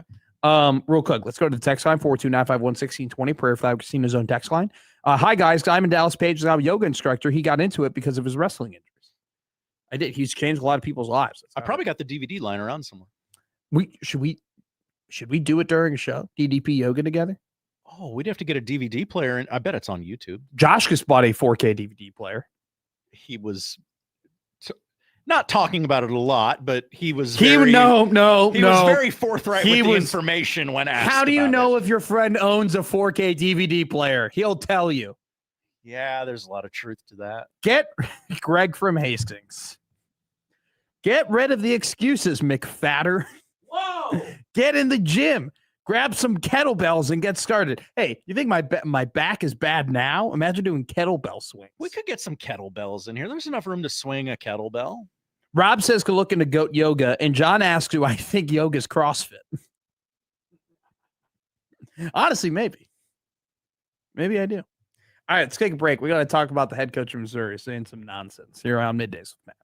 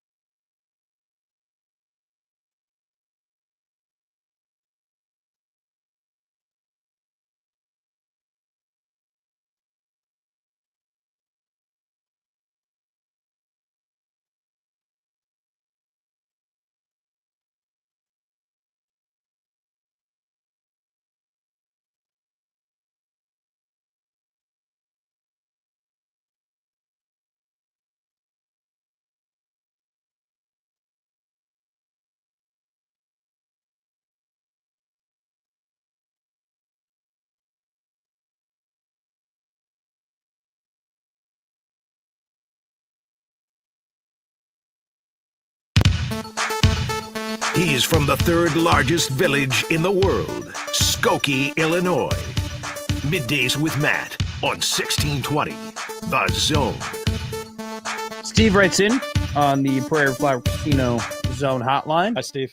Good point. What's a bad back? Always a bad back. In fact, age makes it worse. Got to stretch every day. Do you stretch every day? Me? No, I do not. Now, I've lost weight this summer. You have. And I feel better. Yeah, I'm unfortunately like... I know that isn't getting over a bad back, but... You never get over a bad I would back. recommend it. My mom goes to a physical therapist now. I don't know if that's a HIPAA violation, but she loves it. She loves it. She tells me all the time. She's Little going, PT? You just working it out, just stretching it out. She's like, yeah. I'm like, good for you. My mom's at the age where she's starting to get some like arthritis. And it's like it's hit me in a weird way. Because I'm like older. It's not contagious. No. Okay. No, I know that, Josh. It's the doom of okay. It's the doom of older people get arthritis. So I know the older people get mad when I start talking about young and old because I'm 24 and that makes a lot old is. a lot of people get really upset when the 24-year-old starts talking about age. But it just means that my mother is older now. And that kind of like, I'm dealing with that. And when your mother gets older, you start thinking of all the, different stuff in life. And you get a little like sad. And you get a little afraid, You feel you're picking up what I'm dropping down here. I don't like that she has arthritis. I'd prefer my mother to stay 45 the rest of her life. I prefer her to be like who's the witch in Rapunzel? Who would she'd sing the song and then with the hair and then like she'd be young again. I prefer my mother to be that. Oh, I don't know. I haven't seen Tangled. You haven't seen Tangled? I have not. My wife loves it. She says it's a great movie. All right, my stat man is doing something for me right now. Okay, you have a stat man. I do have a stat. Is it Potsy? No, it's not Potsy. Okay. I want this air blaster. I was curious of what you were looking at. What you were like really involved in something else. There is I was looking at the light above the TV. Now the TV the is bullseye blaster. Yeah, it's an look at that. It's like a compressed air gun, and it's better than a can of air. I don't know if you want the bullseye blaster in the glove compartment of your car. I do want in the It's $39.99. Okay, that's a little high. You have 3 different nozzles though. Why do you need different nozzles for the air blaster? It's just air, yeah. Oh, USB-C, but it's USB to USB-C. That's a pain in the ass. Yeah, a little steep. If they throw in another All right, one, are we going to call the number? I will call this number. I'm sorry to derail the show. With No. ADHD. Dude, it's July 20th. Okay, let's be real here. If they say that they'll add in another air blast. If I get a second gun, went to a different commercial. I had it pull. Hey, I was ready. I had it pulled up. I was ready to go. You have your phone out. I was ready to go. On. If they added it, I would have gotten an air blaster too. I just would have split the cost with you. I mean, yeah, because those as seen on TV commercials, they always throw in a second. They always double whatever the initial offer is, and they did not this time. Very surprising. Okay, what were we talking about? I'm waiting for Statman to get back to Statman, not Potsy. Not Potsy. No, we have to differentiate here. We have Ghost Dog. There's a lot of characters on this show. Ghost Dog, Potsy, Statman. Okay? Because I literally just texted Statman. I go, is there a way to find an average margin of victory between conferences in football? What was the average margin of victory in the Big 12 compared to the SEC? I looked it up on my computer and I was having a tough time finding it within like by conference, only conference games, like trying to whittle it down. But I know Scatman can. And so I just texted him that and he just went ahead and he's giving me the answers right now. Oh, great. So it's just great having, I'm a great delegator. Now, you're trying to find this number for? Yes, this reason. Okay. Great question, Josh.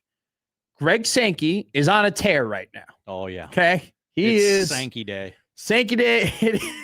That should have been the title of the show. Do the Sankey leg. It's Sankey Day because it's the first day of SEC Media Days, and he is spewing off at the mouth about how great the SEC is, how challenging it is. so on. Did he and deliver so a forth. booklet of talking points? He did not provide a packet, unfortunately, which, by the way, I loved the SEC packet. Make fun of me if you will. I will. I thought it was genius. I thought this was great. You know what? Yeah, go ahead and have a packet with numbers, with analysis, with all of the things that tell you why the SEC is better than any other conference, using a bunch of stats created by their network provider.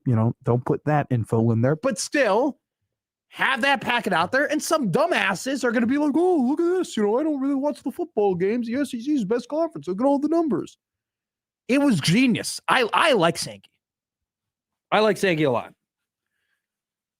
I think I kind of wish Greg Sankey was commissioner of the Big Ten. Whoa. I wish the Big Ten had a commissioner who talked. And There if that you was go. Greg Sankey, then so be it. So Sankey has said a lot of things. He mentioned that he had talks with the College Football Playoff Committee because he doesn't believe that they sort the SEC properly based on competition, despite the fact that the SEC has been represented plenty in the College Football Playoff. Alabama, Oklahoma, Ole Miss, Georgia, all in the playoff last year. 4 teams out of basically 10 available spots were represented. Like, they were fine. They were. SEC got their representation. A&M, I forgot to mention A&M, 5 teams. Because A&M, remember, they had that great game against Miami. Well, it was a fun game, then it was a not so fun game, then it became a really fun game. I liked the entirety of that game. I did not like the third quarter sucked. The third quarter was a calamity, but the fourth quarter was awesome. And actually, the first 2 quarters where it's like the defense that rocked, that was fun. I loved that game. I was sick as a dog. Really? Yep. Why do we say sick as a dog? Great question. Do they get really sick often? I mean, it depends on the breed, right? So I know some, I've talked to some people about some breeds of dogs, and they're like, that's a walking medical bill right there. Sick as a dog is an English idiom dating back to the early 1700s, used to describe severe illness, particularly involving I know that. It stems from a historical era when dogs were often viewed as dirty, mangy, and disease-ridden outdoor scavengers rather than the beloved indoor companions they are today. The phrase was reinforced by historical associations. Do you know why they say raining cats and dogs? I do not. Do you? So back in, I don't know what hundreds it was, whether it be the 1600s or 1700s, but in Europe, they would have barns, right? They would have farms. And in the barns, the dogs and the cats would be at the top level of the barn. And then it would rain. And when it would rain, the wood that they were standing on, it would get wet because it would seep through, the water would seep through into the barn. And so then the dogs and cats would fall down from the top pedestal of the barn. And so it's raining cats and dogs, because they're falling down. A little fun fact for you. So here's why I went to Statman. Because there are some things that have been said at these SEC media days that I do not agree with, that I do not stand for, that facts do go against. This was one that I thought I would get him. I thought I would get Sankey. I thought I would. I thought I could. He was going to got here, but he's actually right. He stated, no one has created the weekly competition that exists in the Southeastern Conference. We believe we're the best conference in college football. Now, I think those statements are 2 different things. You can have incredible competition amongst your teams, but that doesn't necessarily mean that you're the best conference in college football. For example, if the Mountain West Conference, right, the average margin of victory between their teams was 4 points per game, that would be the lowest margin of victory in college football. And that would make what? The Mountain West the most competitive conference in college football because their games are super close. This is a hypothetical, by the way. It would make, those games are super close. So they could claim we are the most competitive league in college football. Could the Mountain West then claim they are the best conference in college football? No.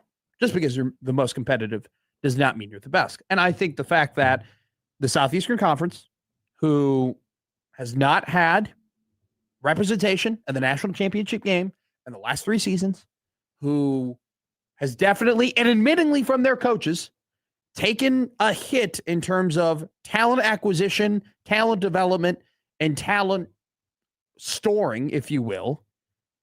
They have taken a hit because of the NIL and the ability for other Big Ten teams and other Midwest teams to invest heavily into their rosters and take the guys that the SEC would easily have gotten and just kind of kept stored and then developed. And then a couple of years later, they would have been playing for them.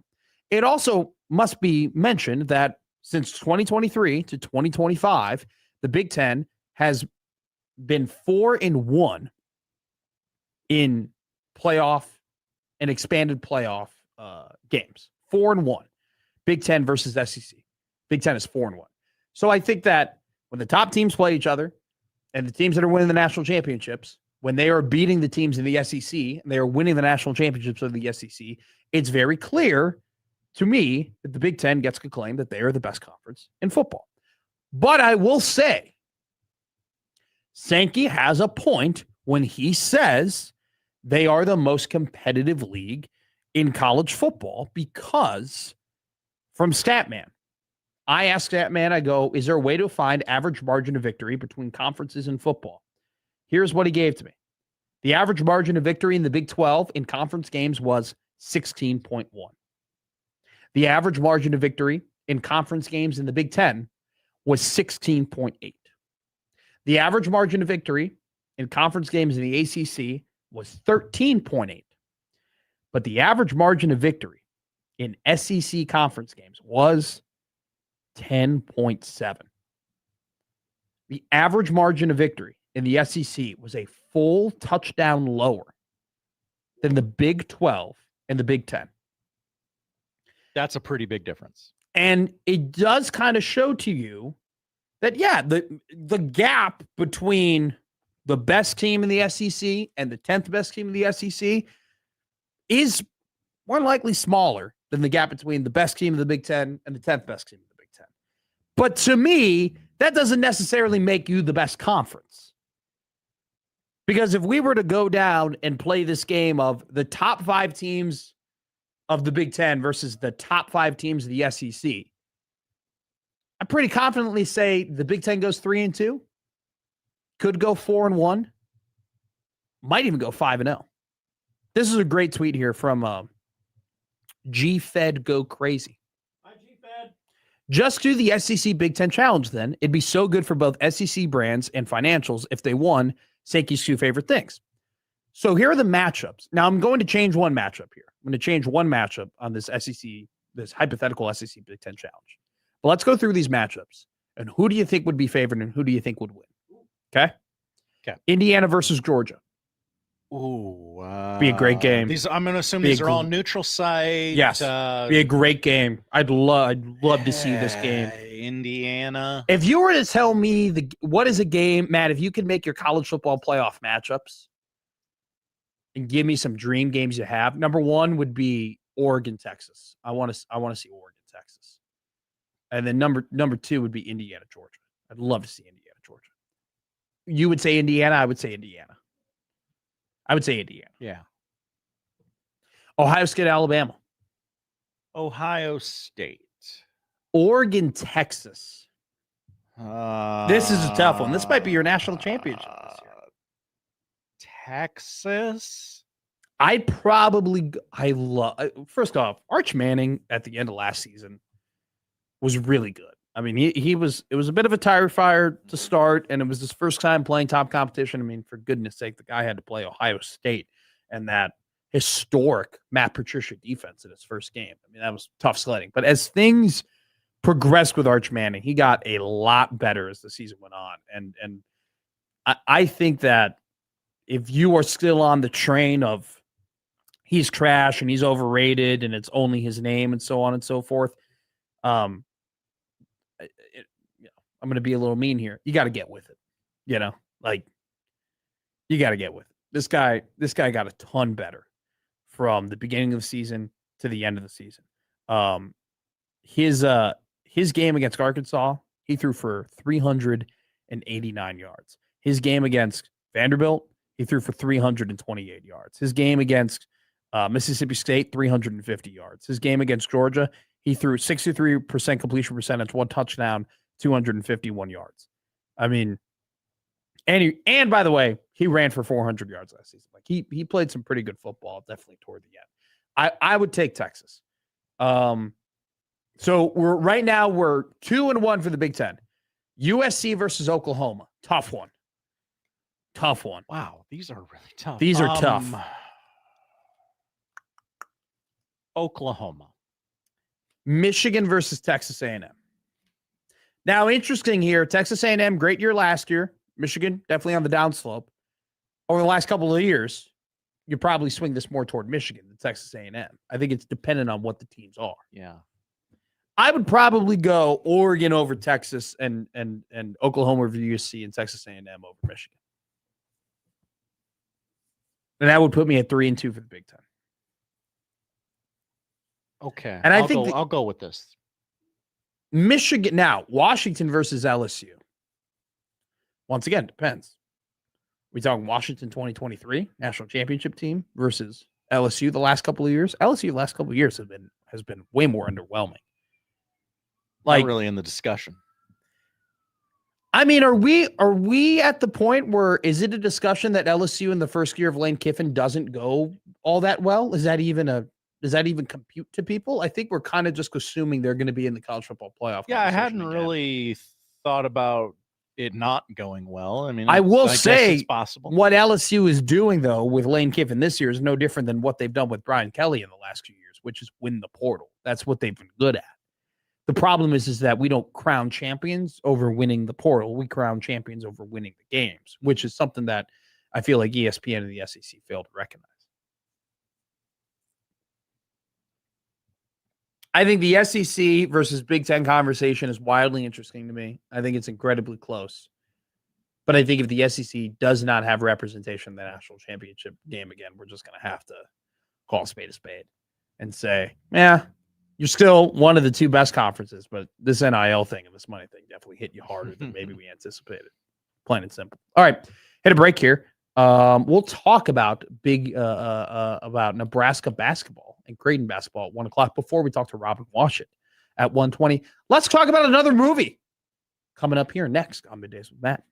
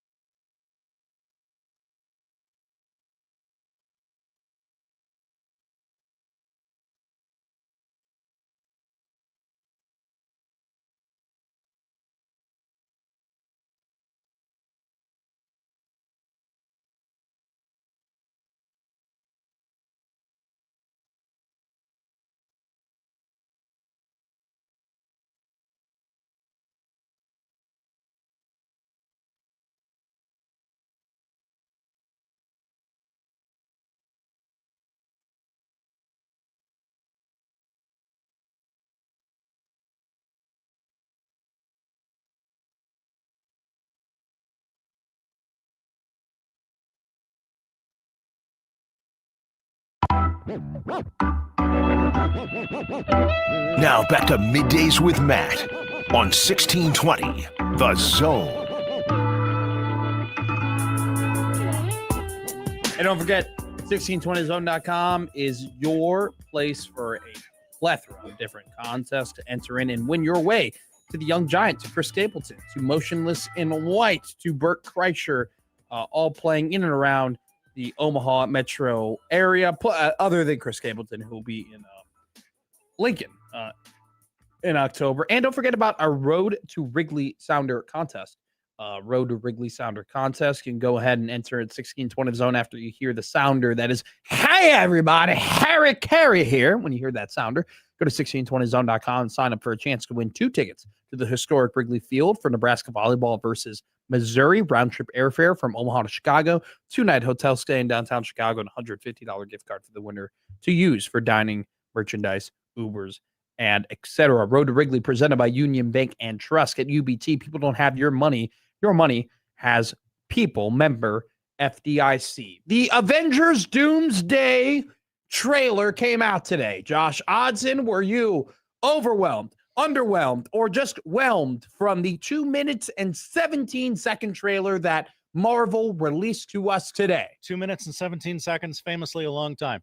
Famously, a very adequate amount of time to get many a thing done. You can get a lot of things done in that time. You can really crack your back. Okay. Looking at the trailer, watching it. Yeah. I enjoyed what I saw, but also in my brain, nothing you can say or do will make me forget the last 7 years of Marvel movies and all the rumblings that this movie isn't very good and it's been reshot and rewritten a bunch and nobody's very happy with it. But it's the Russos. It's the Russos. Yeah. You know, the straw that broke the camel's back was The Rise of Skywalker. After The Rise of Skywalker, which was basically a fan film, okay? It was a joke fan film that is supposed to be the conclusion of one of the greatest sagas ever written in human history in Star Wars. People were done with Star Wars. You know, people were kind of, would you agree? That was it. That was kind of like, you had like The Mandalorian, and Andor was really, really good, and people, but that like the fatigue was like the general interest, like for Star Wars being a mainstream, hey, you have to see it, hey, you have to invest in it. It died. It really did die, you know, after The Rise of Skywalker, so much so that a Star Wars movie came out this year and nobody gave a rat's you know what about it. That's right. Like nobody cared about The Mandalorian and Grogu. That thing fell by the wayside. I don't really know anybody who went and saw it and has any opinions on it. It'll be on Disney Plus. I'll watch it then. So it's one of those things where this has that potential for Marvel. This has the potential to be the straw that breaks the camel's back. This movie has the ability to be like okay, I'm done. Like there are a lot of people who are already done, but they're giving this a shot. I don't know. I don't think it's, I think the only way that you make it work out is if it becomes like an X-Men movie.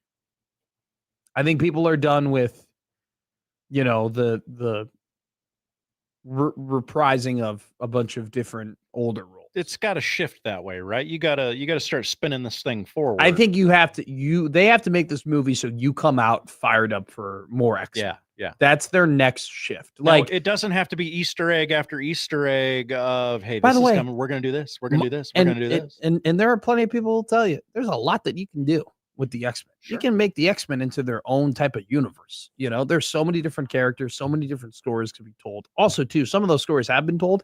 You can tell them again because it's been quite some time, you know, before you did some of that stuff. That's how I think. I don't need more Shuri's version of Black Panther. I don't need more of. Careful. No, I'm just saying I'm cool with it. Like they told that story. I'm cool with it. Here's my next thing. Hot take. I don't need more Thor.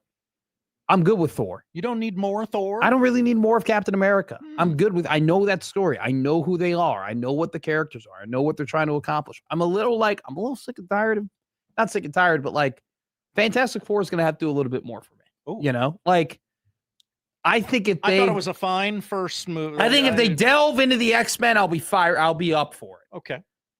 I'm kind of done with everything else. I think they need to start completely anew, and the X-Men is the way to do that, other than Spider-Man.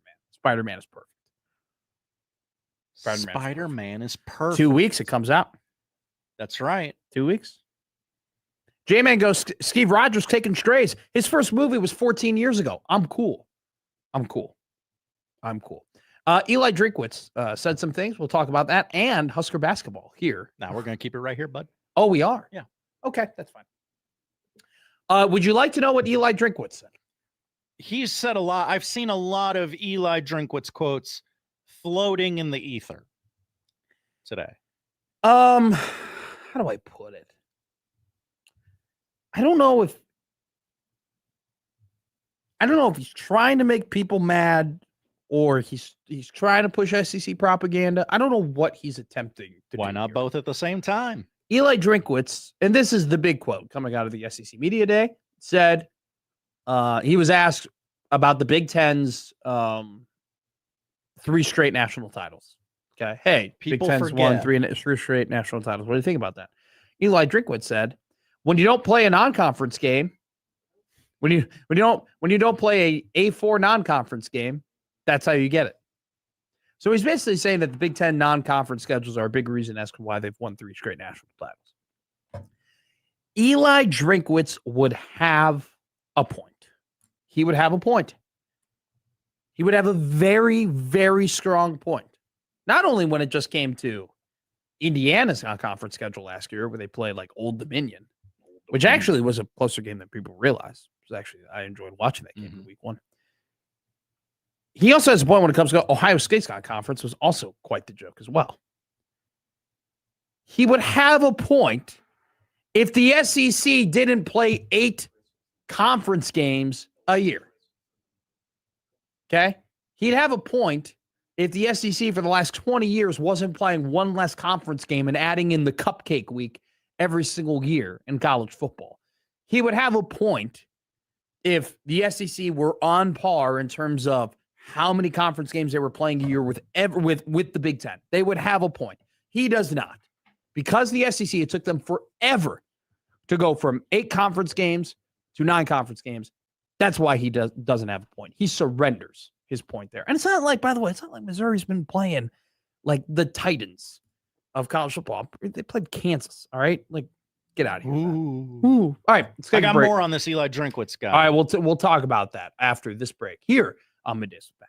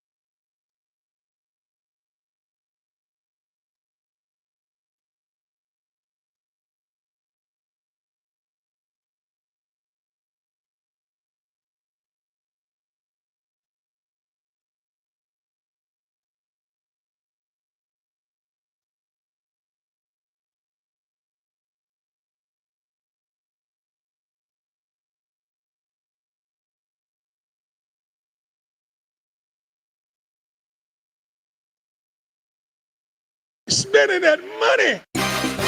Josh Hodson's boyhood hero was Hank Aaron. Matt McMasters was the guy from the Dos Equis commercial. Now it's starting to all make sense. Middays with Matt on 1620 The Zone.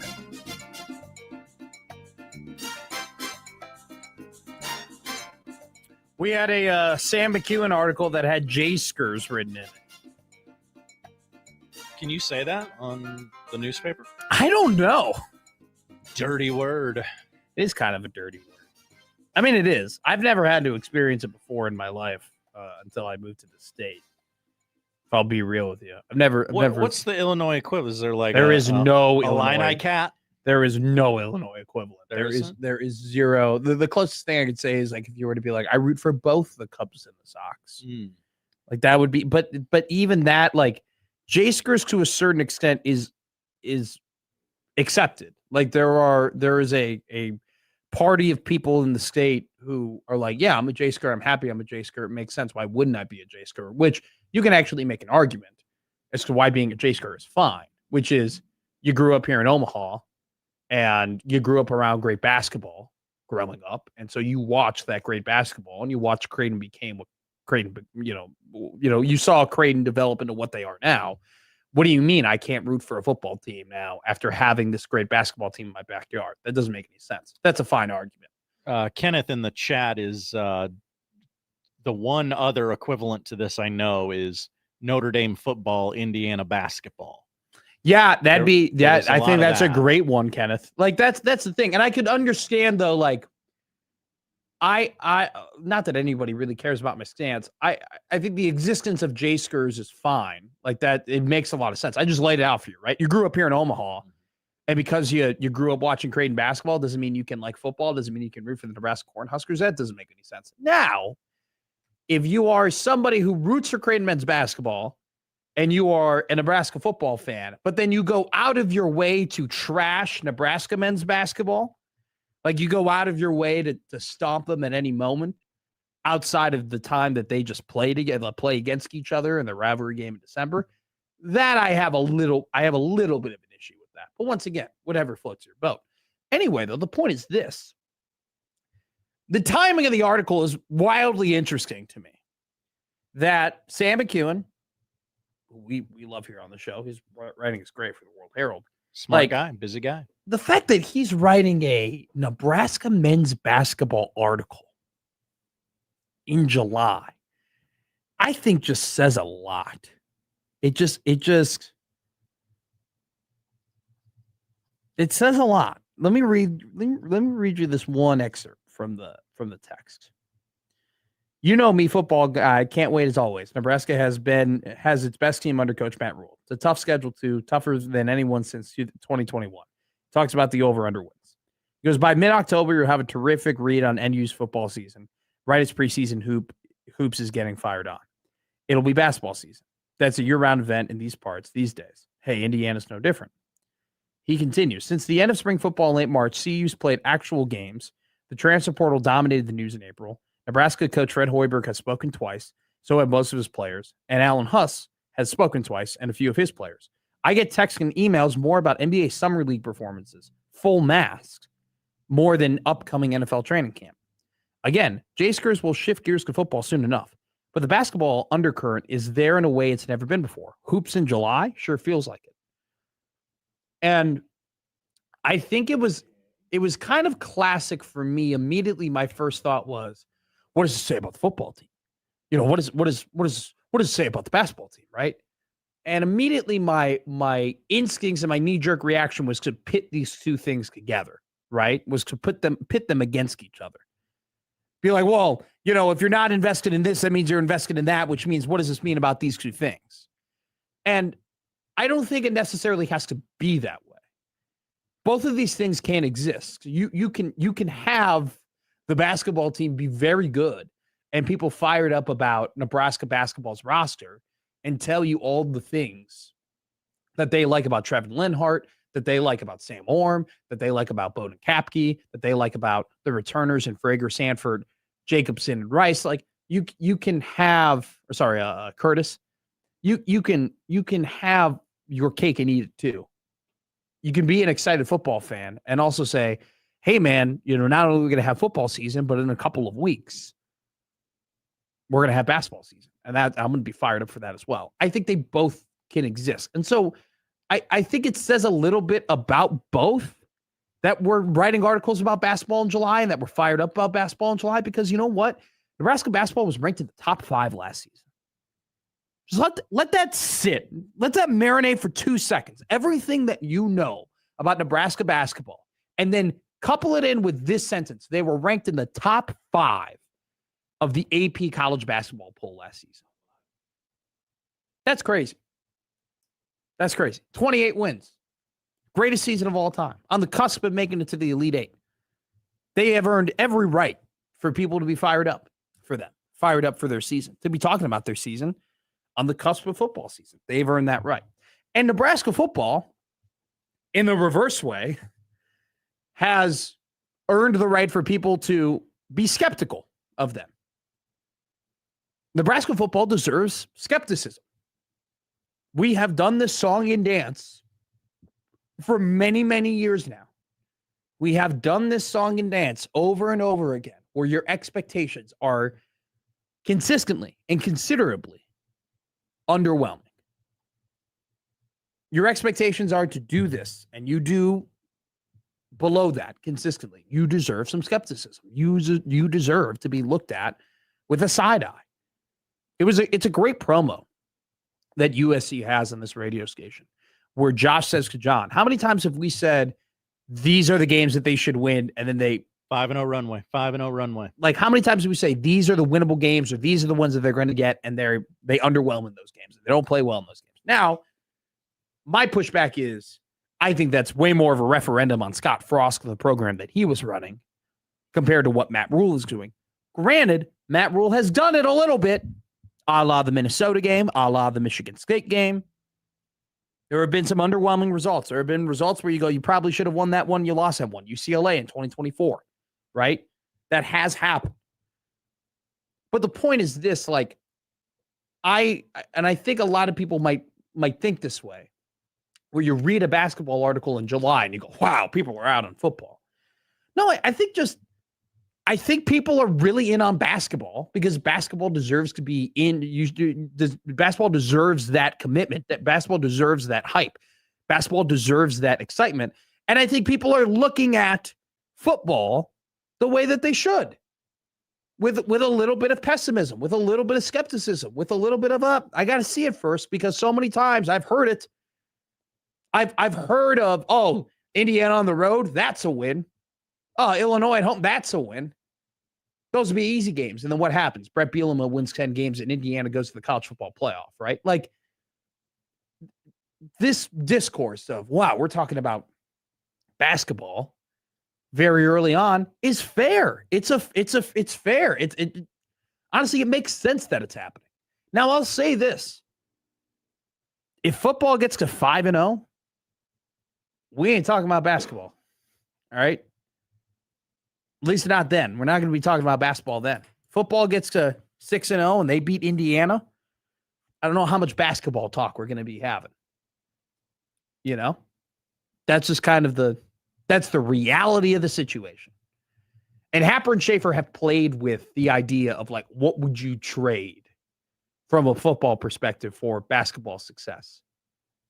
Or sorry, the other way around. What would you trade in basketball's perspective for football success? What would you give up in basketball for the success of football? Kenneth goes, oh no, Matt, how many times do we have to do this? I'm not doing anything. I'm not doing anything. I'm just making a clear and obvious point to you. They go 5-0, we ain't going to be doing the, I can't wait for basketball season conversation.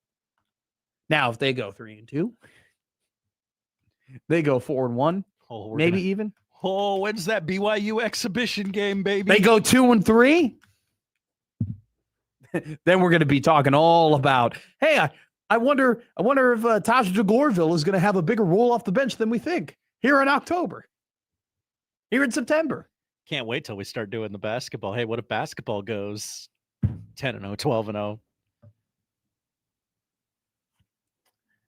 What is? Oh wait, should we start doing? What if we did a week where we treated Nebraska basketball like Nebraska football? Oh, like we started. I'm hearing good things about the guard position. There you this go. year. Just Like, I just feel like it's set to pop. I'm having people tell me, and this is a name I heard a lot about, guys. Okay, people keep telling me about this Will Cooper guy, and I don't know. You read what you read on 3 Omaha. Just keeps coming up. They were really excited about him coming out of high school. That was a hypothetical, by the way. That's not true. But I have heard good things about Will Cooper, though. I do want to throw that out there. That has been a name that I've heard. Will Cooper? Pretty consistently. That he's a very, very good shooter. That bench is going to be very interesting for Nebraska basketball. Okay, would you like to do a win-loss with? No, see, it's not even out yet. They don't even have the Lindenwood or Lemoyne game on here yet. But we should do Lemoyne is just a funny name. It makes me laugh. We should do the thing where we treat Nebraska basketball like Nebraska football. I think that would be a fun exercise for a day, and people would. We start coming up with like random hypotheticals. This does sound ridiculous. You know, we start talking about like, would you be disappointed in 18 wins? How many wins do you need to be disappointed? If they go 18-12, but they get to the Elite Eight. Everybody knows the month of February has been really tough for Nebraska basketball. What does the record need to be in February in order? What does it say about them if the record is this in February? What's progress for Nebraska basketball this season? I could do this all day. We should learn the names of the assistant coaches, like all of the assistant coaches on the basketball team, and just start being like, I don't know. I'm not impressed by what the small forwards are doing. Is this who's the small forwards coach? Has the game passed? Fill in the name of this assistant by. I mean, okay, wait. Do Fred Hoiberg and Matt Rule not take very similar paths in their career? They burst onto the scene with success in the Big 12.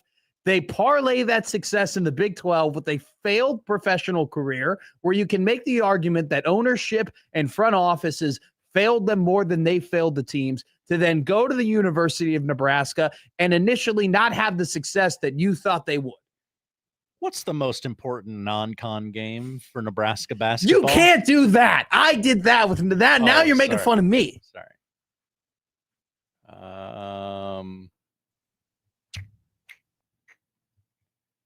We should do this. Do they have to win a game at the Big Ten tournament to validate this season?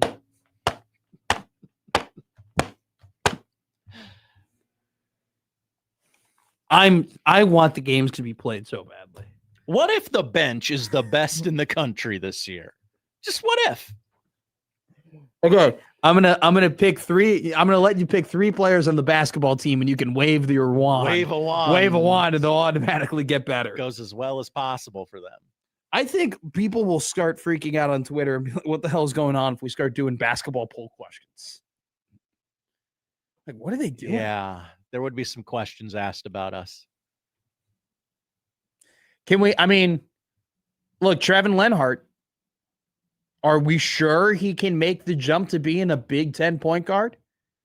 Being a Big Ten point guard is different than being a point guard at Utah Valley.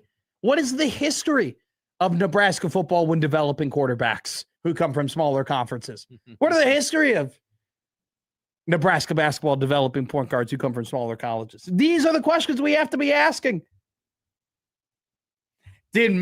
I mean, let's be real. Fred Hoiberg, if he got his assistant coaching hires right off the bat, they would have been much better.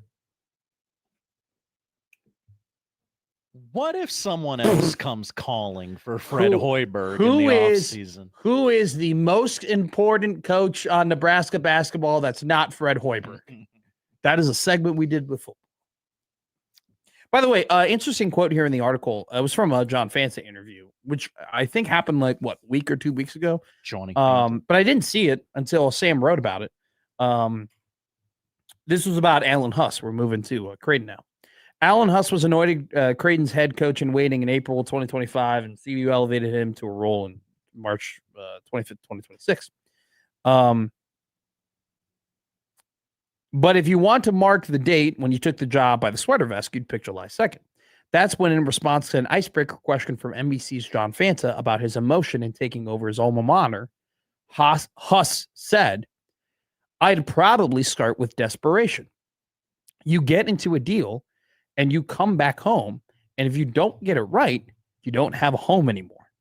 So we're going to attack this with a level of desperation because it's gotta work. And we're going to relentlessly and try to figure out if we can keep this thing being my home.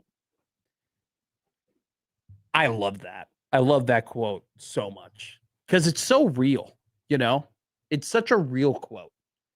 Because what is like the stock answer when someone says, "Oh, hey coach, you're coming home, you're coaching your alma mater. Like, how do you feel?" It's like, "Oh my God, I met my wife here, started my family here. Being a Creighton men's basketball player was the best 5 years of my life. I remember being coached by this coach and having these experiences, and it's a dream come true, and it's to be here. I've always wanted." That's the stock answer, right? That's the kiss the babies and shake the hands and I'm coming home. Nowhere else I'd rather be. And Huss has done that to a certain extent. But he's right. Like, anybody can come home, but can you stay home? Anybody can come back home, but how long till you wear out your welcome? There's some pitfalls with home. We've seen it before. Is Alan Huss Odysseus? Oh, I didn't even think about that. He returns home, and his home looks completely different. Is Scott Frost fighting a Cyclops in Orlando right now? Poll question. No. I think the Cyclops that Scott Frost fought was probably in the 90s. I think if okay. We're doing it that way. But I'm just saying it's one of those things where for him to say like, "Nah, bro, if this doesn't work, this sucks." This doesn't work. I don't have a home to come back to. And I want a home to come back to. And I want a home to be welcomed. I think that it's something that if you follow the history of college sports happens all the time where people return home and they're all fired up to do it. And then eventually you find out, hey, you were good at doing this one thing. Hey, you were really good at being a quarterback here, but it doesn't seem like you're very good at being a coach. Mark Pope returned home. How's that going? Mark Pope. How's that going? Not great. They don't seem to like him. It's just one of those things where it's anybody can come home, but can you stay home? Anybody can come home, but can you keep your welcome? Can you keep your approval rating high? And for Husk to just come out and acknowledge that and say, "No, we know we don't get a second shot at this. We know we got to get this done. We know that we got to be good right away. We know that we got to come out and we have to attack this thing with relentless ambition." It's a different type of answer that I love. And that's kind of one of those things where it's like, if you are going to be real with people and be honest with people and honestly say the quiet thing out loud, that's how you're going to garner support. That's how you're going to garner people saying, "No, I relate with this guy. I trust this guy. I want this guy to win." And fan support, its importance is at an all-time high, and it's honestly though, it's never been harder just because times are changing. People don't like change. They have to adapt with that. Some people kind of want to bow out of being a college sport fan because of everything that has the landscape that has completely changed. And then on top of that, it's hard to garner fan support because what are you doing to adjust to these times if you're an athletic department? You're making your fans pay more. Literally, financially, literally. And that's what Creighton's doing. They're having that season ticket tax, that championship excellence tax. It's hard to keep fans around when you tell them, "Hey, sorry, we need more money out of your pocket than our pocket." That's a tough conversation to have. But to be as open and honest in that way, and to show people how real you are, and to show people, "No, I understand what we're fighting against and what we're going against and what we need to do to be successful here." When you lay those things out, it makes you more personable. And when you're more personable, people are willing to follow you more. And I'm not saying Creighton is like desperate for fans. They have a ton of fans, but I thought that was a great quote from us. All right, take a break. Robin Washut coming up next.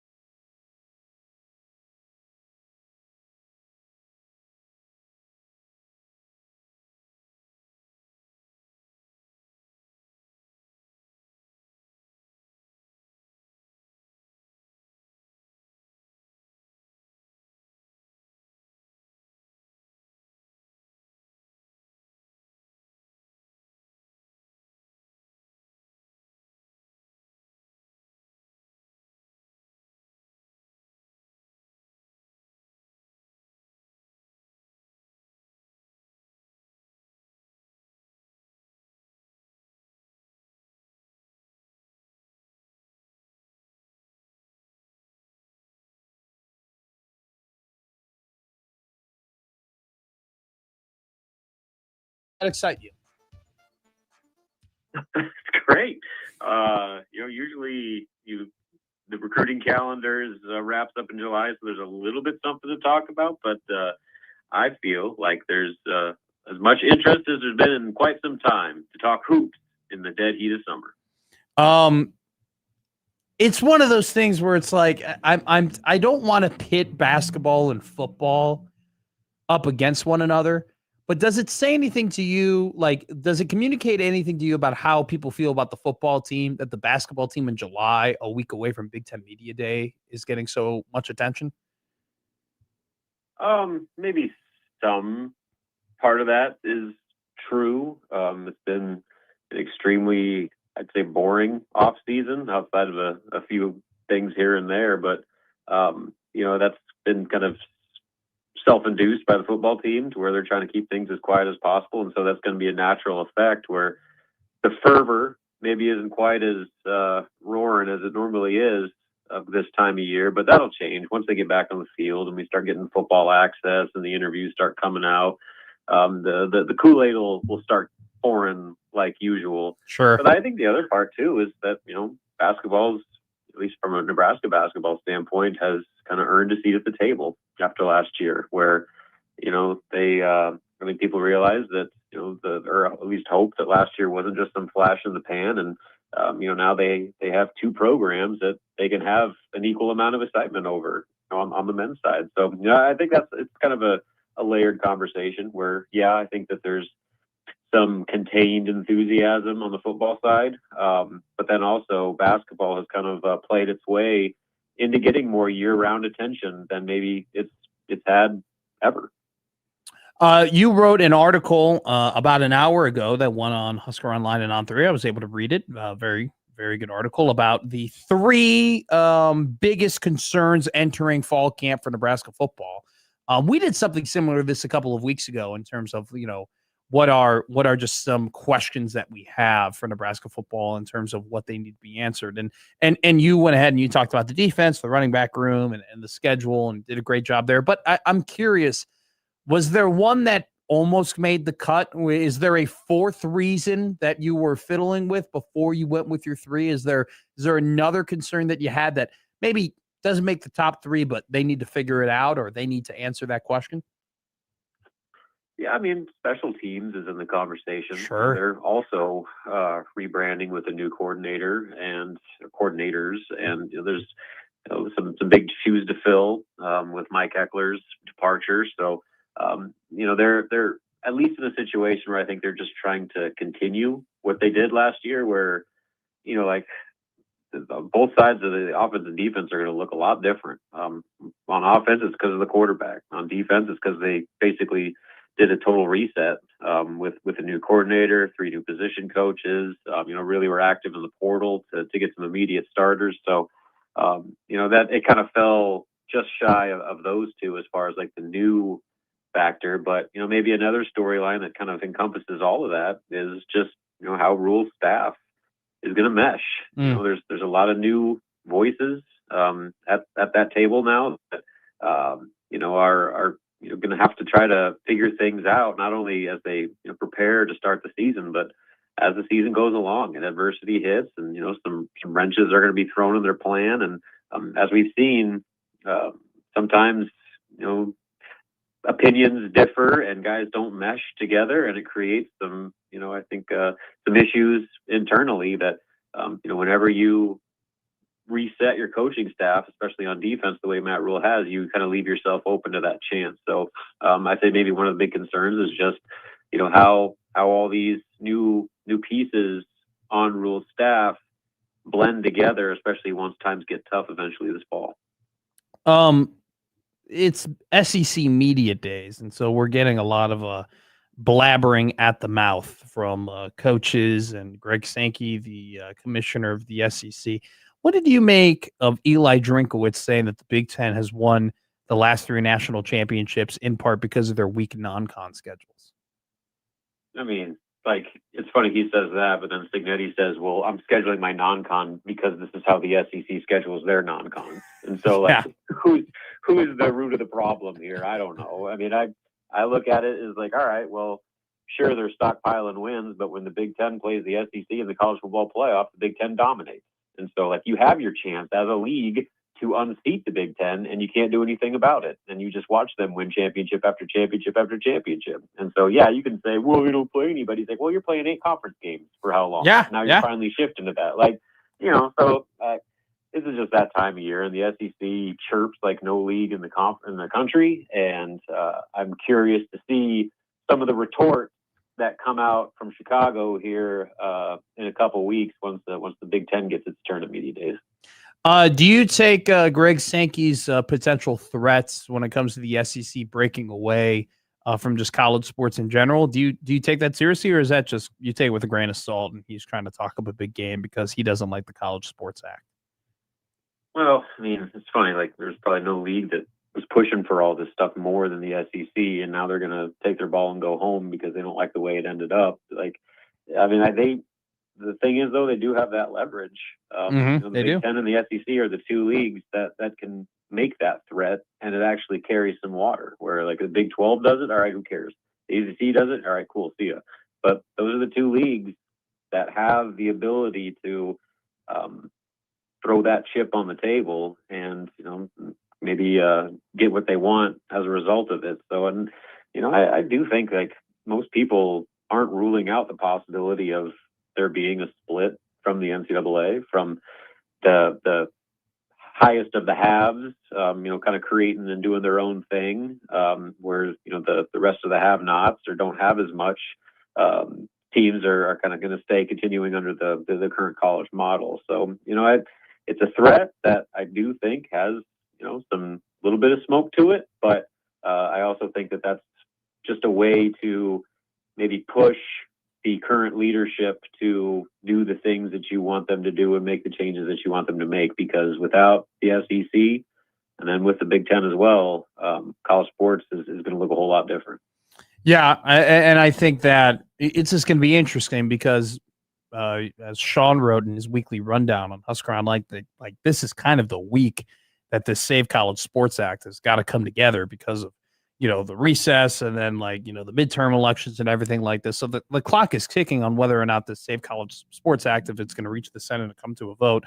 We'll see. I think just my biggest concern about this whole, you know, Congress getting involved, it seems like this bill is going to give a lot of power back to the people who screwed this thing up in the first place, you know, and I don't know how much I like the idea of doing that, but we'll see as time passes what this all ends up looking like, and you know, the things that the college athletic departments have to do. Do you reading and hearing about the volleyball reseeding process and really just kind of the expectation of what it was going to be, and then the fact that it wasn't that, and a lot of people thought that they were going to be able to have their same seats or still have seats at the Bob Devaney Sports Center, that reality maybe didn't come to fruition. Does that concern you at all when it comes to the basketball reseat in 2027? To a degree, but they're just such different situations. For one, you're talking about half as many seats available. Sure. So the demand is inherently higher. You're talking about a ticket that was already, you know, maybe one of the most difficult to get in all of college sports. So that makes the demand a much different animal. And then they kind of just sprung it on the fans, where with basketball, they gave over a year of notice to kind of let people prepare. But then also, you know, you have a whole season to potentially dictate how strong the basketball demand is. You know, sure. If they go out and kill it and get back to the tournament and make another deep run, then yeah, I mean, it's going to up the ante. But if they struggle a little bit and then have you know, a kind of a disappointing season, maybe it tones things down a little bit. So I think that there's a lot different dynamics in play between what happened with volleyball and what volleyball tickets already were before that reseat compared to what basketball is now. I do sympathize with you know, fans that are potentially going to lose their seats, and you know, the seats that they had for years, including seasons that Nebraska won 7 games in a season. But you know, this is kind of the reality of college sports now, especially for a program like Nebraska that needs every dollar it can get to keep up, not only nationally, but you know, within their own conference. Yeah. And so I think that the good news is that they've at least tried to take a different approach with basketball than maybe they did with volleyball reseed, with the baseball and softball postseason stuff, to where this isn't coming out of nowhere. Like there's a full year of people to kind of prepare themselves and decide how aggressive they want to be in these bids, and that, and again, how the next season plays out will be a big factor as well as just how big of a price fans are going to have to pay to keep their seats or improve their seats. Yeah, I think Sean did some great work on your website, and he kind of detailed that they, at the end of the day, the demand for volleyball exceeded the supply, even to the athletic department's, degree, where they were telling people, hey, you're going to probably have to donate this much in order to keep the seat or get to these seats. And then what do they find out? Well, actually, you got to donate more because there's way more people who want these things. I wonder if they, being the athletic department, are going to take this volleyball reseeding as a learning experience for basketball, because I don't know if people have, people definitely have a big problem with the fact that they can't keep their seats or may not have season tickets, but I also think people are upset with the communication part as well, where I think they thought it'd be one thing and it turned out being another. Yeah, I mean, you would hope so. Like, because again, I understand why Nebraska is doing this, but me too. It's a fine line you got to walk here. If you start exploiting your fans and alienating your most loyal supporters, then there's going to be some backlash there, especially if your teams aren't doing as well as they are right now. So like it's a kind of a thin ice path that Nebraska's walking right now, and hopefully they do learn some lessons with the volleyball thing, because I guess the volleyball market is one that could probably withstand that. Yes, because just great point. The kind of unique level of demand with those tickets, but they kind of make some of those same mistakes and irk the basketball fan base in a similar way. I'm very curious to see what the response will be that time around, just because it's too much different animals we're talking about. Well, I also think too, Robin, what you have to factor in here is that the product you're going to get for the next 5 to 10 years with Nebraska volleyball, which is investing at the highest level in the country when it comes to volleyball and almost being guaranteed to make the NCAA tournament, make the Sweet 16, compete every single year for a national championship, which is why I think I have no problem with them doing that for a volleyball perspective, because the standard expectation and execution is so high. That's not the same with basketball. It's just not. It's not the same guarantee or belief that you're going to have that long-standing run of great success. And you're right. You run that risk when you try and cash in on then having a 28-win season from the year before. So, yeah. So, I mean, like I said, this next year is going to be pretty fascinating case study in just what you can get away with as an athletic department. Yeah, seriously. What the breaking point is for fans, where, I mean, sure, they want to support their team and they love going to Husker games and all that stuff, but if you start pricing out the people that have been there since day one, and you're left with a bunch of empty corporate sections with just selling out to the highest bidder, then all of a sudden that home court advantage that you like to brag about all the time isn't the same as it used to be. What can we get away with is probably like a live, laugh, love sign at athletic departments right now, in terms of. Yeah, I can see that, some sort of plaquing over. How far can we push this thing before everybody gets pissed off at us? That's a question everybody's asking themselves. All right, Robin Washut, Husker Online on 3. Thank you so much for joining us as always. Appreciate you. Talk to you soon. Yep, we'll see you, Matt. We will tell you what to watch tonight, along with our dog of the day coming up next year on Middays with Matt.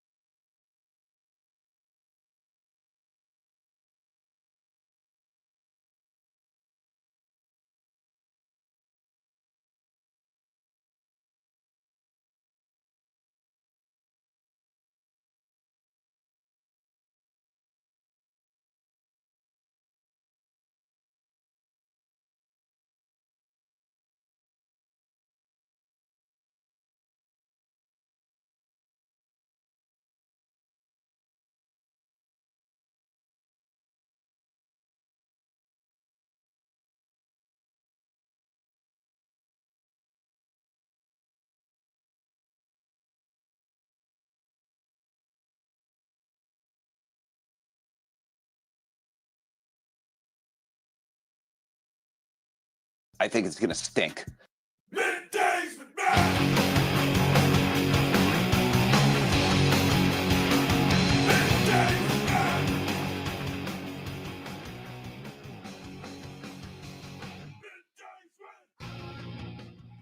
Just had a big article from Pete Nakos drop about the current ongoings of the State of College Sports Act.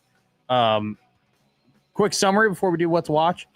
The Big Ten and the SEC don't want this to happen, and without them, it'll be pretty hard to get this thing done. But it seems like they're open for business. It'll be interesting. What are we watching tonight, Josh Otts? Well, we got a little baseball on our TV. Dodgers, Phillies, 6 o'clock on ESPN, followed by Cardinals, Angels out west at 9. WNBA, let's see, Vegas, Toronto up north, 7 o'clock on Peacock, and then Minnesota, Seattle at 9 o'clock on USA. There's a quick little 20-minute, much more spoiler-free than we did, documentary on the making of the Christopher Nolan movie, The Odyssey, on Peacock right now. Oh, okay. So quick little 20 minutes shows you how they did some of the cool things that they did in the movie. Yeah, cool things indeed. Like, see, I'm not going to. All right, folks, let's talk right now. I'm going to kill hot. your book Sorry, maker. everyone. I'm going to rip his Yeah, throat you out. are. I will blow this man out. I will step on his throat until the man chokes. Let me tell you how. Dog. Winners, Ghost. dog. Winners, Ghost. dog. Winners, dog. Winners, dog. Winners. I'm on a roll. Dude, you gotta love dogs, right? Ghost Dog hasn't sent in any of his Major League Baseball picks after I did send him some NASCAR picks yesterday, which ended up cashing. Wow. 3 out of 4. Had a very good day. You're Ghost Dog's Ghost Dog. I'm Ghost Dog and Ghost Dog. I'm Alpha Ghost Dogging Mogging Ghost Dog, is what some people are saying. A lot of people are saying that. Give me the White Sox to defeat the Texas Rangers, plus 156. Eric Fetty on the mound. They're taking on Jacob deGrom. That he's old. It's whatever. White Sox win. White Sox win. White Sox win. That's been Middays with Matt. Fun show here on a Monday on the 1620 Zone Radio Network. Should be a fun week of a bunch of SEC quotes and people complaining and bitching and moaning. It'll be a great time. We'll make fun of them all week long right here on Middays with Matt.